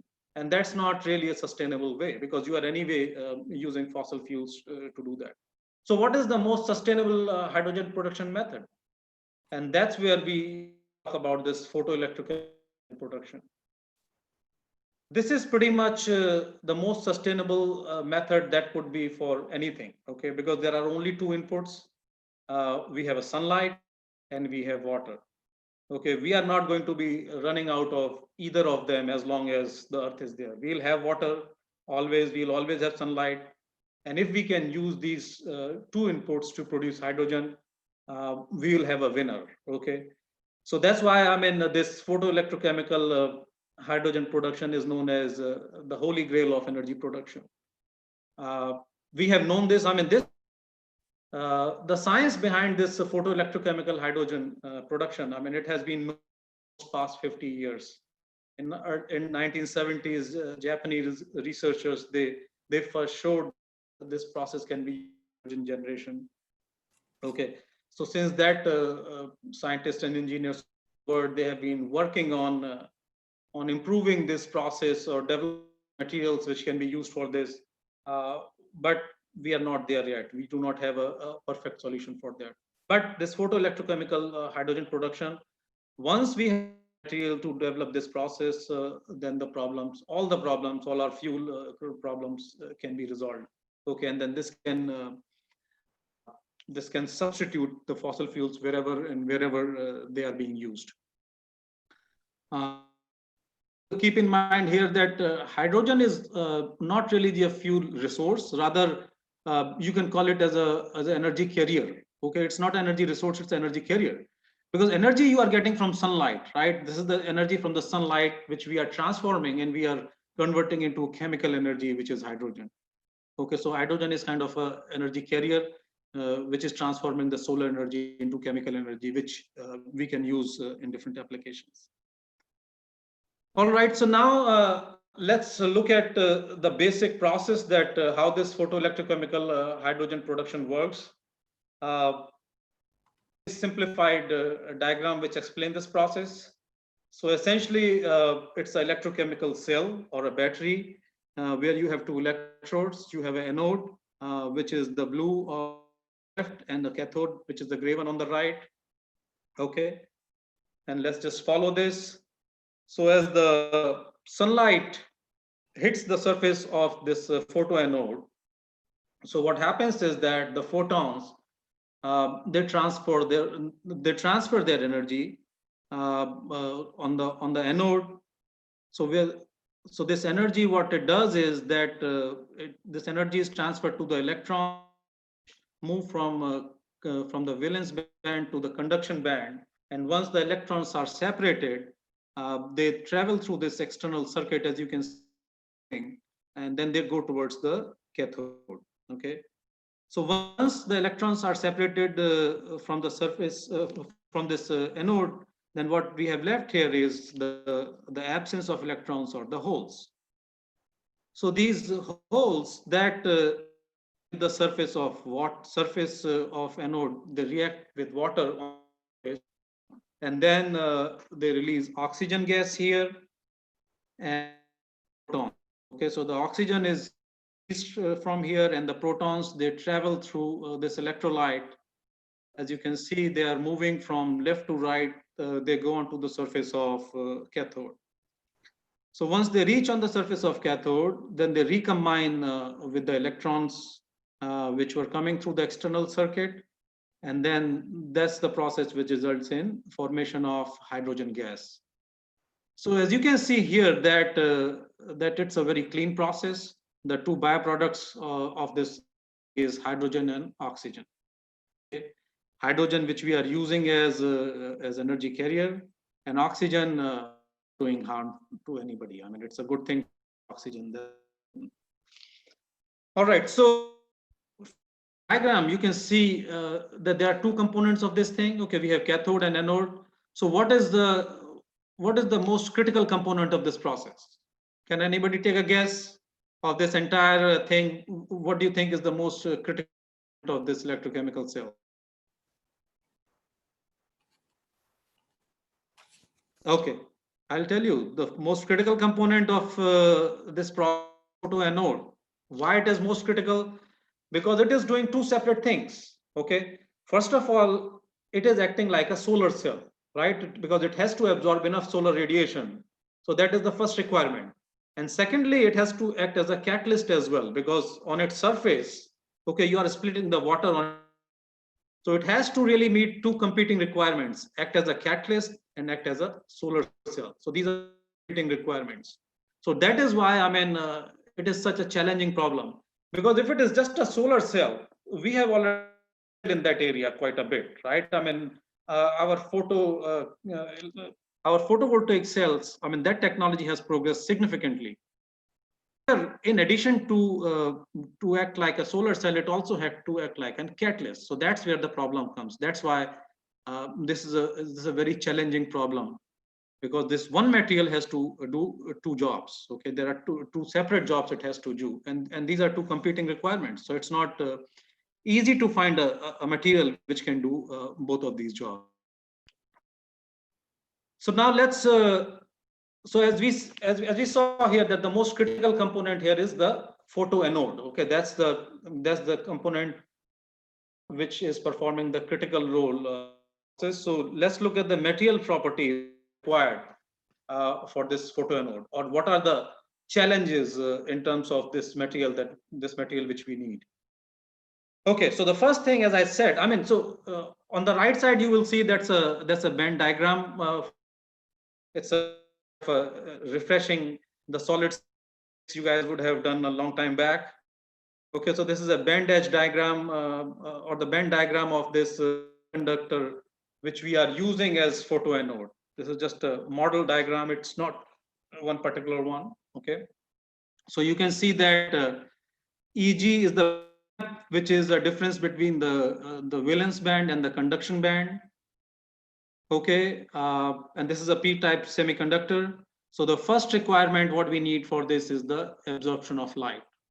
Okay, so this band gap or Eg, it should not be either too high or too low. Okay, so this is something which we are talking about similar to being a solar cell.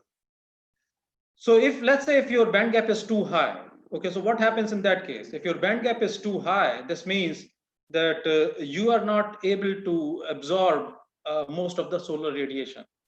Okay, because only the photons which are higher than this band gap, they are the ones which will be absorbed. Rest of them will not be absorbed and they'll be wasted. Okay, so that's why we don't need band gaps which are very high. And the problem is that all good oxide semiconductors which work for this process, they have high band gaps. Let's say, let's take titanium dioxide. Okay, that's one of the materials which was one of the original material which was looked for this purpose.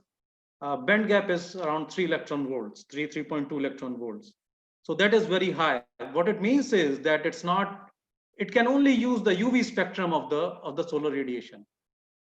So what it means is that you are pretty much wasting 96% of the solar radiation you are getting. So if you are starting with the 4% efficiency, you can imagine that how bad or how inefficient your total system is going to be. Because if you are using an oxide semiconductor such as titanium dioxide, where the band gap is around 3 electron volts, then you are wasting 90% of the solar radiation. So that's why this is such a challenging thing, that high band gap material, although it's only the high band gap materials which work very well right now. And that's the reason they are so inefficient. And at the same time, your band gap cannot be too low. Okay, if your band gap is too low, there are two factors which we need to consider. First is that if the band gap is too low, then the energy of the electron moving to the conduction band, that will be low. This means that you have lower potential electrons coming out of this process, and that is not, they do not have enough energy to split water. Okay, because if you look at the redox potential of a water molecule, that is about 1.23 electron volts. So you need a minimum of this much energy, plus there are some other losses in the system, resistance, potential losses, and so on. So practically you need about 1.7 electron volts to split a water molecule. So if your band gap is lower than that, so that's not going to work. So that's why, I mean, you need to have a kind of a sweet spot for the band gap as well. You need to have somewhere between 1.9 or 1.7 EV. That's the kind of the ideal band gap what you need for this material. Okay, if the band gap is too high, it's not going to work. If the band gap is too low, it's not going to work. So both ways, it's not going to work. So that is the reason that is the first challenge we need in terms of this material. Okay, the absorption of light or the band gap. Secondly, we need to look at not just the band gap, but the position of band edges as well. So as you can see here that that the band edges of this semiconductor, okay, your conduction band and valence band, that should straddle the band gap or the band edges of the water splitting. What it means is that your conduction band should be higher as compared to the reduction potential of water, and your valence edge should be lower than the oxidation potential of water. Why? This is because of the thermodynamics. This means that to make this reaction a favorable reaction, to make this, let's say, a reduction of this water favorable, you need to have this conduction band higher than the potential of water. So in addition to the band gap, you also need to look at the position of these band edges as well. So that's another equally important component here. All right. In addition to the band gap and band edges, since this process is going to happen in the water or in the aqueous environment, we need to be sure that the materials we are using are chemically stable in that environment for a period of time.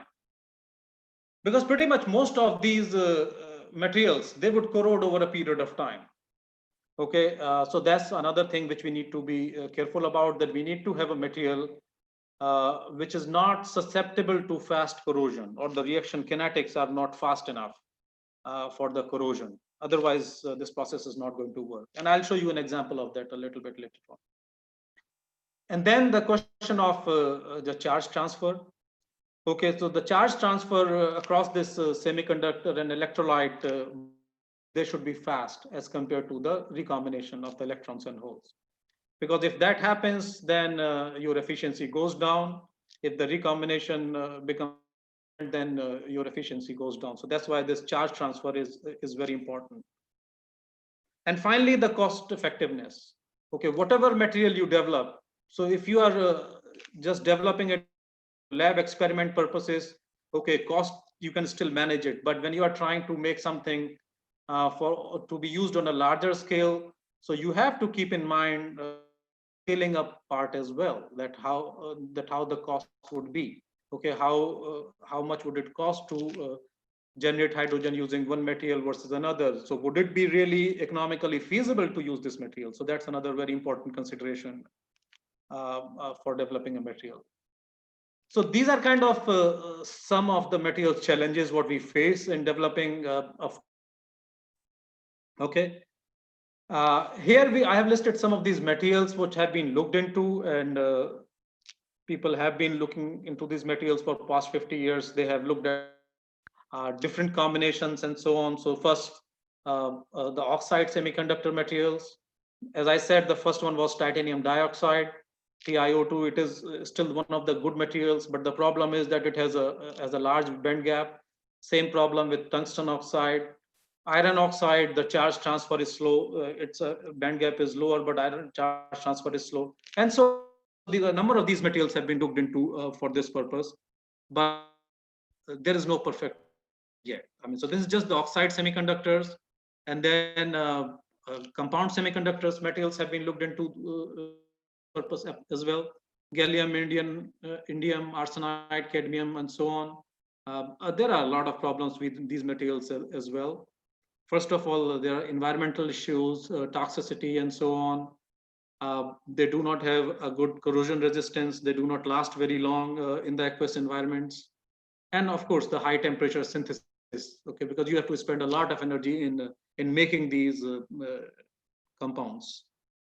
Okay, they have a lot of advantages as well. I mean, they have a lower band gap. Okay, so they can absorb a lot of light, so they can be way more efficient as compared to the oxide semiconductors. The cost is an issue here. So, for example, if you look at these two materials, okay, so they are the one which have shown the highest reported efficiency. So the second one, I don't know the first one. I haven't met this author yet, but if you look at the one which is on the bottom, this gallium arsenide based material. Okay, so this was discovered by one of my colleague. His name is John Turner. He is the National Renewable Laboratory here in Colorado. So I was talking to him when he presented this paper where he developed one time. And he told me that it costed him almost $1 million to make a 1 square centimeter of this material. It showed excellent efficiency. If you can really have a material with this much efficiency, it is a commercially feasible material. But to spend $1 million to make a 1 square centimeter of this material, and then it lasted only for 20 minutes. It was good for 20 minutes of operation. So that's not something which is good for anything except writing a paper, doing it in the lab, wasting $1 million and writing a paper. Other than that, it's not something which is feasible. So that's what I was saying, that these materials, they have poor corrosion resistance, they don't last long. They can give you high efficiency, but they are not really commercially feasible. So that's why they are not a solution as well. Okay. These oxide semiconductors, they are pretty cheap, but they do not have efficiency. That's the reason they are not efficient. And then people have been looking into several newer materials as well. Now there's some research going on in looking at carbon-based materials. Graphene oxides, they have good electron mobility. Their band gaps can be tunable and so on. And they are looking for some composites with graphene oxide and titanium dioxide. So there are a bunch of materials that are being looked into. Carbon nitrides have been looked into, graphitic carbon nitrides have been looked into as well. So there are problems with pretty much any class of materials we have known so far. There's no solution right now. But people are using different strategies, I mean, to overcome some of these challenges. For example, doping is being used not just for carbon, but for oxide semiconductors as well to reduce the band gap. Okay, you dope it with certain materials to reduce the band gap. And I did some of the work, I'll show you there as well. Morphological control, that's another one. It's not just the chemical properties, but it is also the physical structure. Okay, the type of material you design that affects a number of these problems, charge transfer. Okay, so for the ideal material, I see your photoelectrochemical material, how these material properties. Okay, the charge stability and cost effectiveness. So these are the material properties. But at the same time, we can also use the material architecture to optimize these materials. Okay, that what kind of structures we are developing on these surfaces of these materials, and some these structures, they can really help us optimize the material properties as well. So if we are using, let's say, just the films, or we are using nanoparticles, or you are using nanotubes, okay, so they can kind of accentuate some of these good material properties as well. All right, so here is just an these architecture of what I was talking about. Okay, so these are two nanostructures we are talking here. So titanium dioxide nanoparticles, first they were one of the earliest one being used. Okay, and then later in this process was development of these one-dimensional titanium dioxide nanotubes, and I synthesized some of these. I'll show you that as well. Okay, so you can see that for example, here we are just comparing the charge flow properties in these two different types of nanostructure. So if on the side the nanoparticles, so the charge is when the charge is moving through this architecture, okay, it is more sluggish as compared to if you have a one-dimensional nanotubes which are on the left side.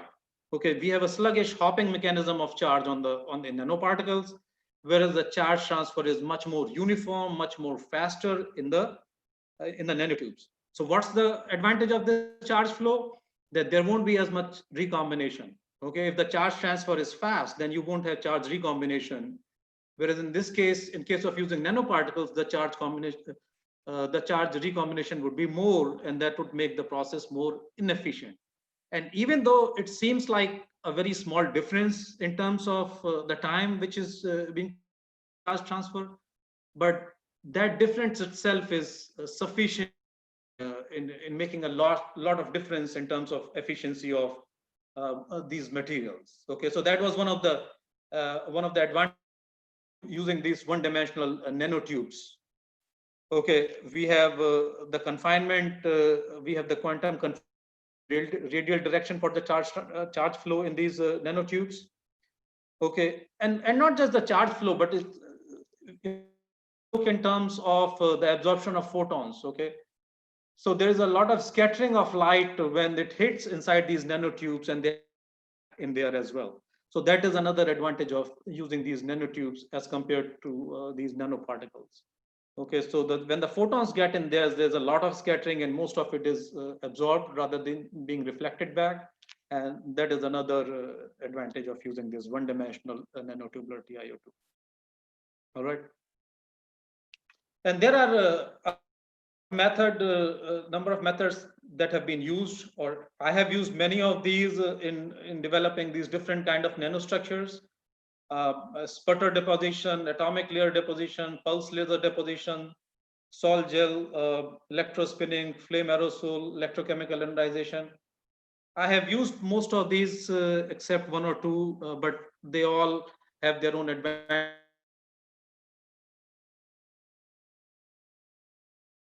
Okay, now I'll just briefly talk about a couple of projects related to this, or a couple of different projects related to these nanostructures what I worked on. The first one was that we did a electrochemical synthesis of these titanium nanotubes, and then we used a plasma surface modification to modify these surface properties, and also dope these surfaces, provide some doping on these surfaces, which resulted in enhanced photoactivity of these materials. Okay. So this is the schematic of the electrochemical synthesis. Okay, I'm not going to go into too much detail. Essentially, what it is that this is a synthesis in which we apply a certain voltage between a cathode and an anode. Okay, we use titanium film as an anode. And so we have a kind of electric field between these cathode and anode. So a lot of these ions within this electrolyte, they follow these electric field and they help us in synthesizing kind of nanostructures. Okay, so we use this process to develop these titanium dioxide nanotubes.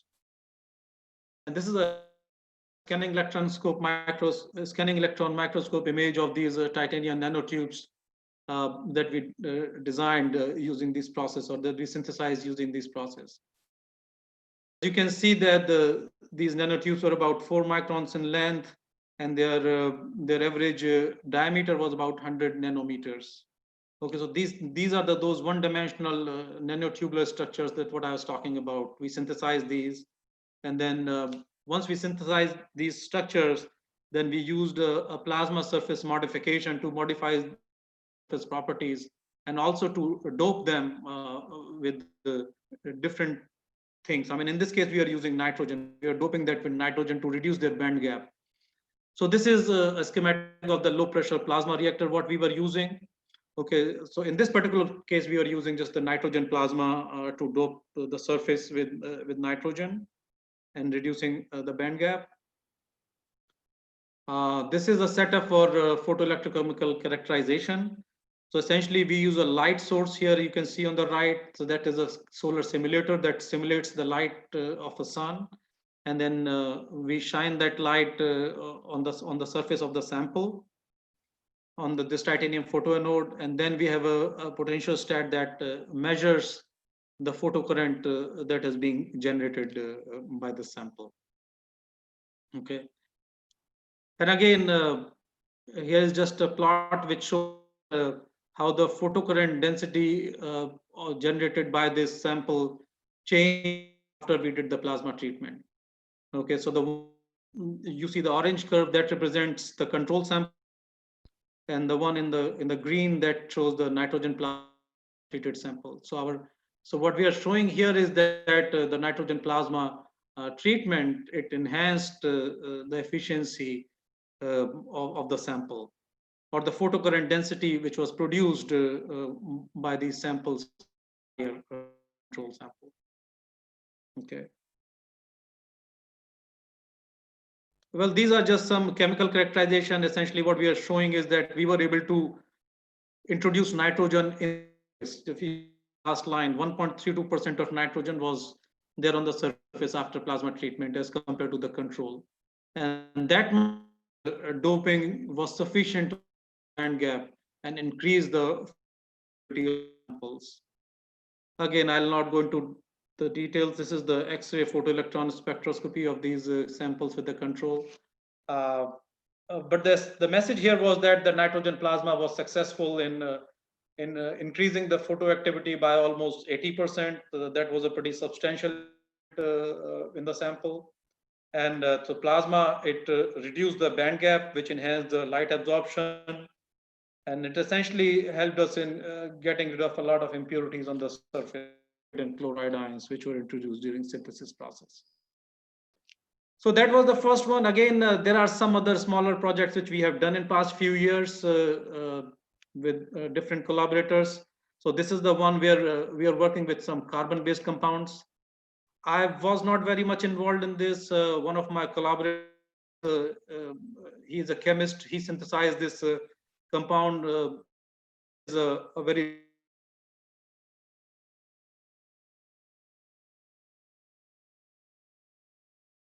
carbon PNDC, and he prepared the sample and gave it to us, and then we characterized this. So that's how this sample looked like, and then we created this test electrode. This was the test electrode, and then we tested that, and then essentially we found that this sample exhibited a photoelectric. It gave a photoelectric response. This means the photoactive. This means that this was the first time kind of a proof of the principle study. So we were able to show that yes, this works. If we play with different parameters, there is a chance that we can improve the photoactivity of this sample as well. Again, these are just more analysis, XPS analysis of the sample. And this is a summary that essentially it was a feasibility study. The PC response of this sample or this material PNDC, it was comparable or better than many other oxide semiconductors. And this could be due to the band gap as well as the high surface area, because these were nanoparticles as well. And another one, which is, I think, the most exciting at this point of time project related to this was the multi-junction thin film electrodes. I mean, we developed using these, we developed these these thin film electrodes for this PEC. Okay. So here, what we did was, so this was the inspiration photovoltaic industry. Okay, if you are familiar with the photovoltaic cells, okay, so the highest efficiency cells are the one where they stack multiple cells. Okay, they by the order of band gaps. Okay, so they have a number of cells with varying band gap. They'll stack them on top of each other. So what that when the sunlight hits the top cell. So some of it is absorbed by the top surface and rest of it passes through. So it will be absorbed by the next layer and so on. So this is technology which has the highest efficiency. These cells have been used by NASA for a long time. So, but they are most efficient. They have the efficiencies close to 45% efficiency. NASA has used an space applications. They have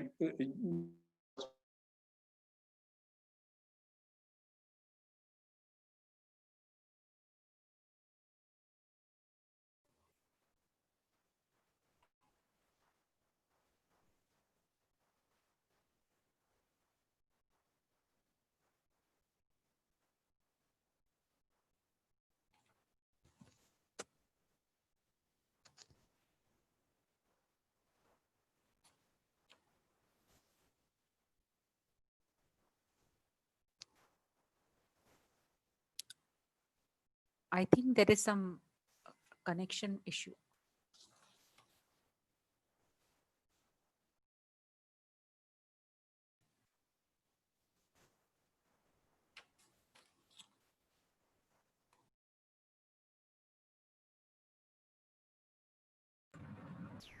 And yeah, and because of that, I think the speaker has I think he got disconnected because of some network issue. Let's check out. I think we can wait 1 or 2 minutes. I think. Yeah, we'll wait for another 2 minutes and then we'll check up.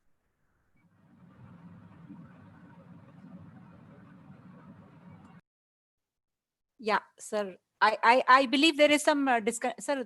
I think, sir, he's back. His this thing is muted, sir. CS, sir. Chandrashankar.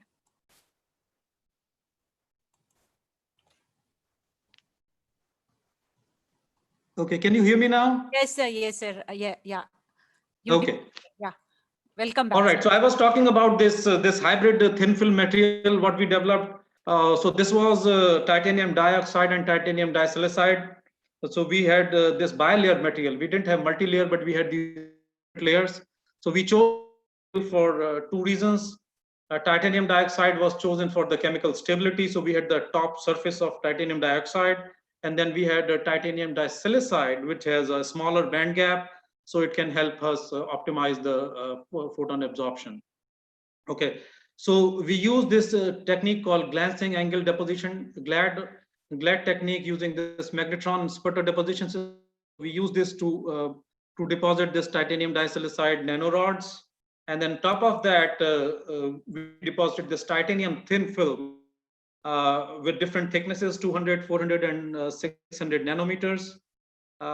And then we did the electrochemical oxidation of these titanium thin film to get titanium dioxide. How we created that, and that in the schematic. Okay, so this doped silicon substrate, and then on top of that you can see that we are depositing these titanium disilicide nanostructures or nanorods. Okay, so that was step number 1. Step number 2 was that we deposited the titanium layer on top of this titanium nanorods. Titanium nanorods, sorry. And the was that we oxidize these titanium to create titanium dioxide. So this is the kind we had, titanium dioxide on top of this titanium disilicide. This was a bilayer structure. So sorry to disturb. Okay, and then I think your the characterization is. Sir, I sorry Hello? to disturb, sir. Sorry to disturb, sir. Your screen share option is now disabled, I think. Oh, really? Let me go back. Just hold on.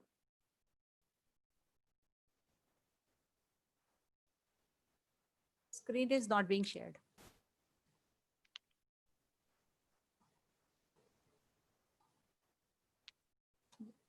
Yeah, now it's okay. Did you see the? Yeah. Yes. Could you see the one which I talked about before? No, sir. No, sir. That okay, is. Let me go back to this one. This is an important one.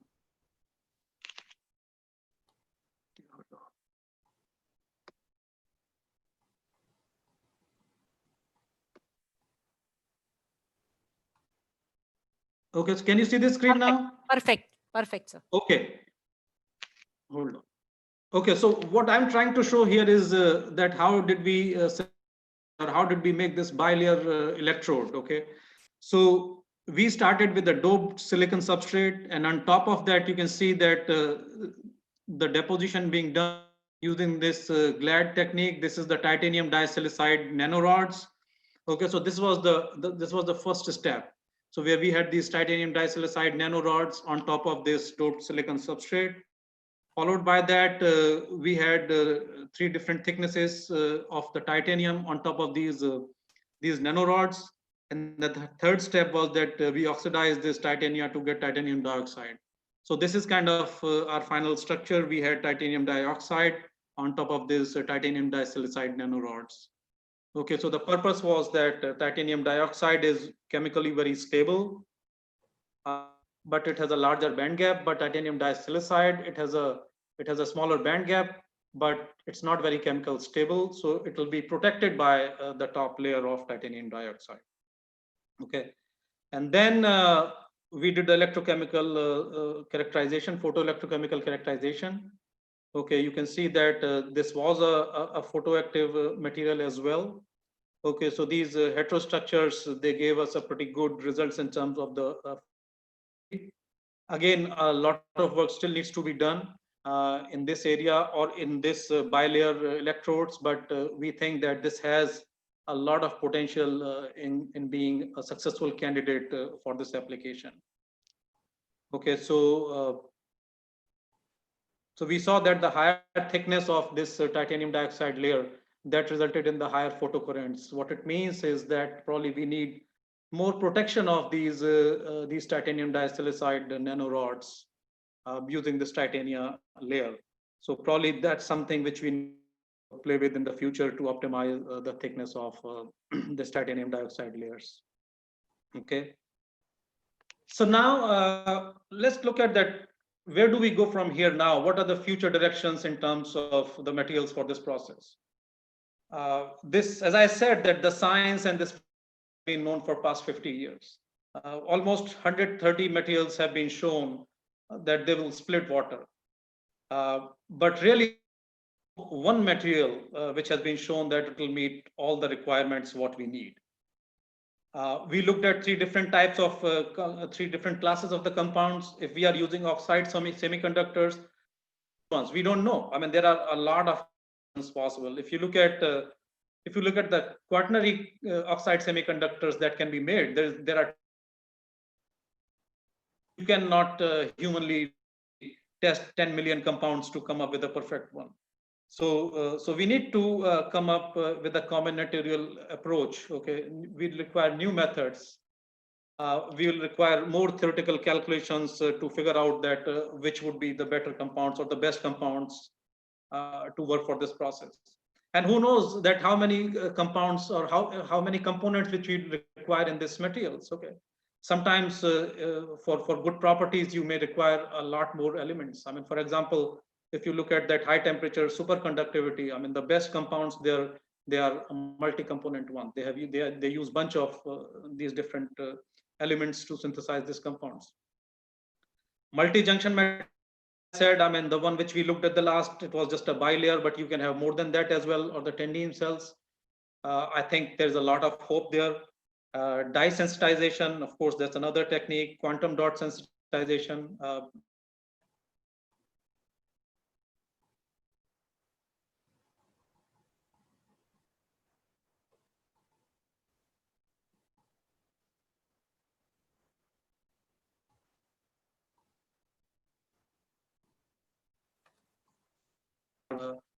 Which will become successful in this area.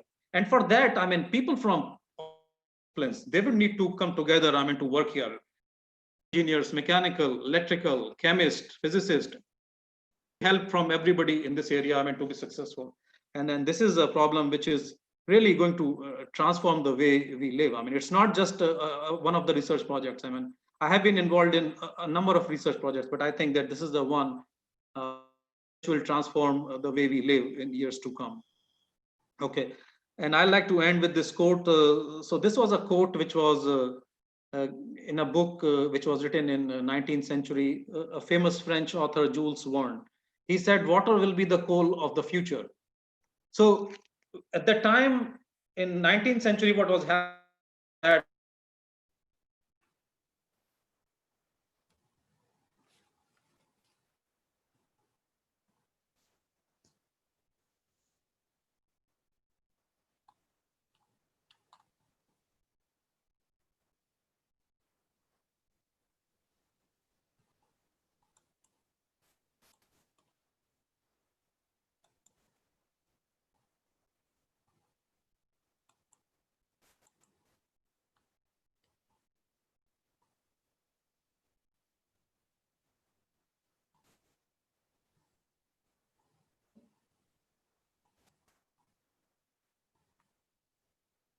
also the water will be the one which will help us moving forward. So this quote is true even now in this age as well, as it was in the 19th century. Okay, with this, I would like to acknowledge some of the financial help which I have got over these years from different financial awards, the NASA App Score Award, my university, and the Department of Energy grant. This is some of the publications we have had in this particular area. Here is a list of my collaborators and some of my students who have worked in this project for all over the years. I started working on it a long time back, maybe 15 years back, with Professor Mazumdar, who is in Boston University now.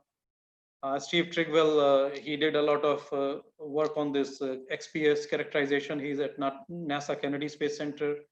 Alex Biris, he helped us with some of the other characterizations. That carbon-based materials developed those ones, PNDC. Tencel helped us with this glancing angle deposition systems. Frank Hardcastle, he did a lot of Raman work, which I didn't present here, but he has been our partner throughout. Hidetaka Ishihara, he's a student. He was a student. He did his PhD, and now he's a postdoc in UC. And Jeremy, Christopher, Jason, Jacob, Keith, Randy, and Samuel, they were all undergraduates. They worked at different stages of this project. Well, finally, I'd like to thank you all for your attention, and I would be happy to discuss this further or any questions, comments you guys have. Yeah, there are questions, sir, in the YouTube link. One Sudhanshu Pathak has asked, sir, chemical fuel can affect our health in long run. Rather, wind or solar energy and geothermal energy should be promoted to combat environment pollution. What is your opinion on it? Yes, so chemical fuel is, see, we are already using chemical fuels, right? I mean, we are using fossil fuels, they are chemical fuels, but they generate pollution. A number of, as I said, that they generate number of chemicals which are harmful to us. But chemical fuel in this case, as we saw, that the output here is nothing. I mean, because if we use hydrogen in a fuel cell, so the only output you have is the water. Okay, so there is really no harmful output here at all. So not the concern at all. And see, each of these resources, they have their place, they have their importance. Yes, wind and solar, very important. We should completely develop that. So wind and solar you can use for power generation, right? You can use this for electricity. You can replace all your coal-based power plants, all your nuclear power plants with wind and solar. But you cannot run your cars. You cannot run your cars on wind and solar, right? You cannot have a solar cell which will run your car. So for that, you need some sort of a chemical fuel. I mean, don't go by the name. Don't think that chemical fuel essentially is bad. It's the process which is chemical, but the output which is coming out is just water. I mean, so if we are using this hydrogen as a fuel in fuel cells, so the only output is water. So there is zero pollution. So we don't need to be worried about that. There is one more question by K. Kamal. Any lab level generation or like possibility of lab level generation of hydrogen? Yes, so that is happening already. I mean, lab level generation, people are doing it. But as I said, that these are very inefficient right now. So because these oxide semiconductor materials, which are cheap, but at the same time, they are so inefficient that it's not worthwhile to do that. But people are doing it in labs. I mean, I have done it in the lab as well. whereas those compound semiconductors, they have higher efficiency, but they are expensive. So that's why they don't work. So that's why people are really looking at alternatives for all of those. But yeah, but lab level, you can definitely, I mean, it is.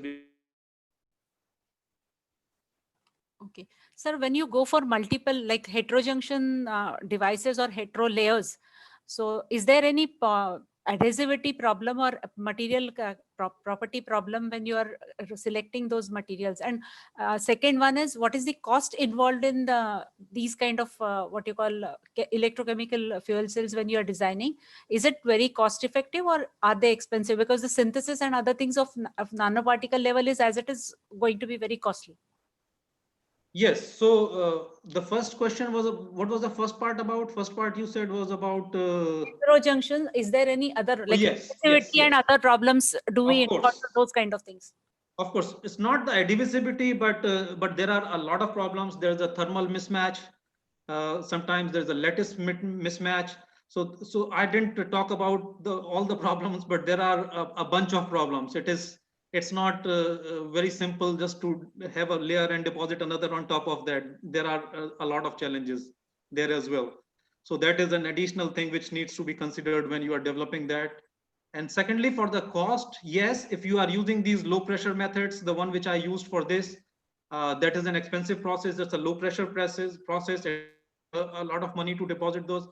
But at the same time, for nanotechnologies, I mean, the one you in the first project I discussed, this electrochemical synthesis. So that is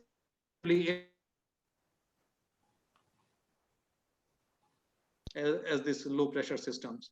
So that is still feasible. I mean, that is still feasible. But again, that has been only used for oxide semiconductors so far, but has not still been used for the high efficiency systems yet. But I think there's a future in that. Yeah. Yeah. Sir, thank you once again. It was really a new domain of fuel cell or entire domain of research area. What you have opened and given us a different outlook towards it. Thanks a ton. In fact, you have, yeah. Thanks a ton, sir. You have also given us like how far we have reached and what is the need for renewable energy, or highlighting those things also. It's really an eye opener for all of us. Thanks a ton. You have also rejuvenated the what you call given us a silver lining that yes, we can still cope up and still go ahead and try to go ahead with the renewable energy resources and make this particular planet a livable space for all of us. Absolutely. On behalf of JSS Academy of Technical Education, Department of Electronics Engineer and Communication Engineering, I thank you for joining, taking out time and giving us such a valuable input, sir. Thanks a ton. We are really fortunate to have you among us. And one more thing, I just want to thank you, Varun, also, if he's there. He was there a while ago, but I don't know whether now he is there. But thanks a ton for Varun also, who has introduced you to this particular organization. We'll be definitely in touch with you, sir, in future. Absolutely. If any this one things. It was really nice to get in touch with you, sir. It was. No, thank you so much. Thank you for hosting me, and I'm happy to share that with you guys. And yeah, I look forward to any other comments, any other collaborations in future. Thank you. Definitely, sir. Thank you. Thanks a ton.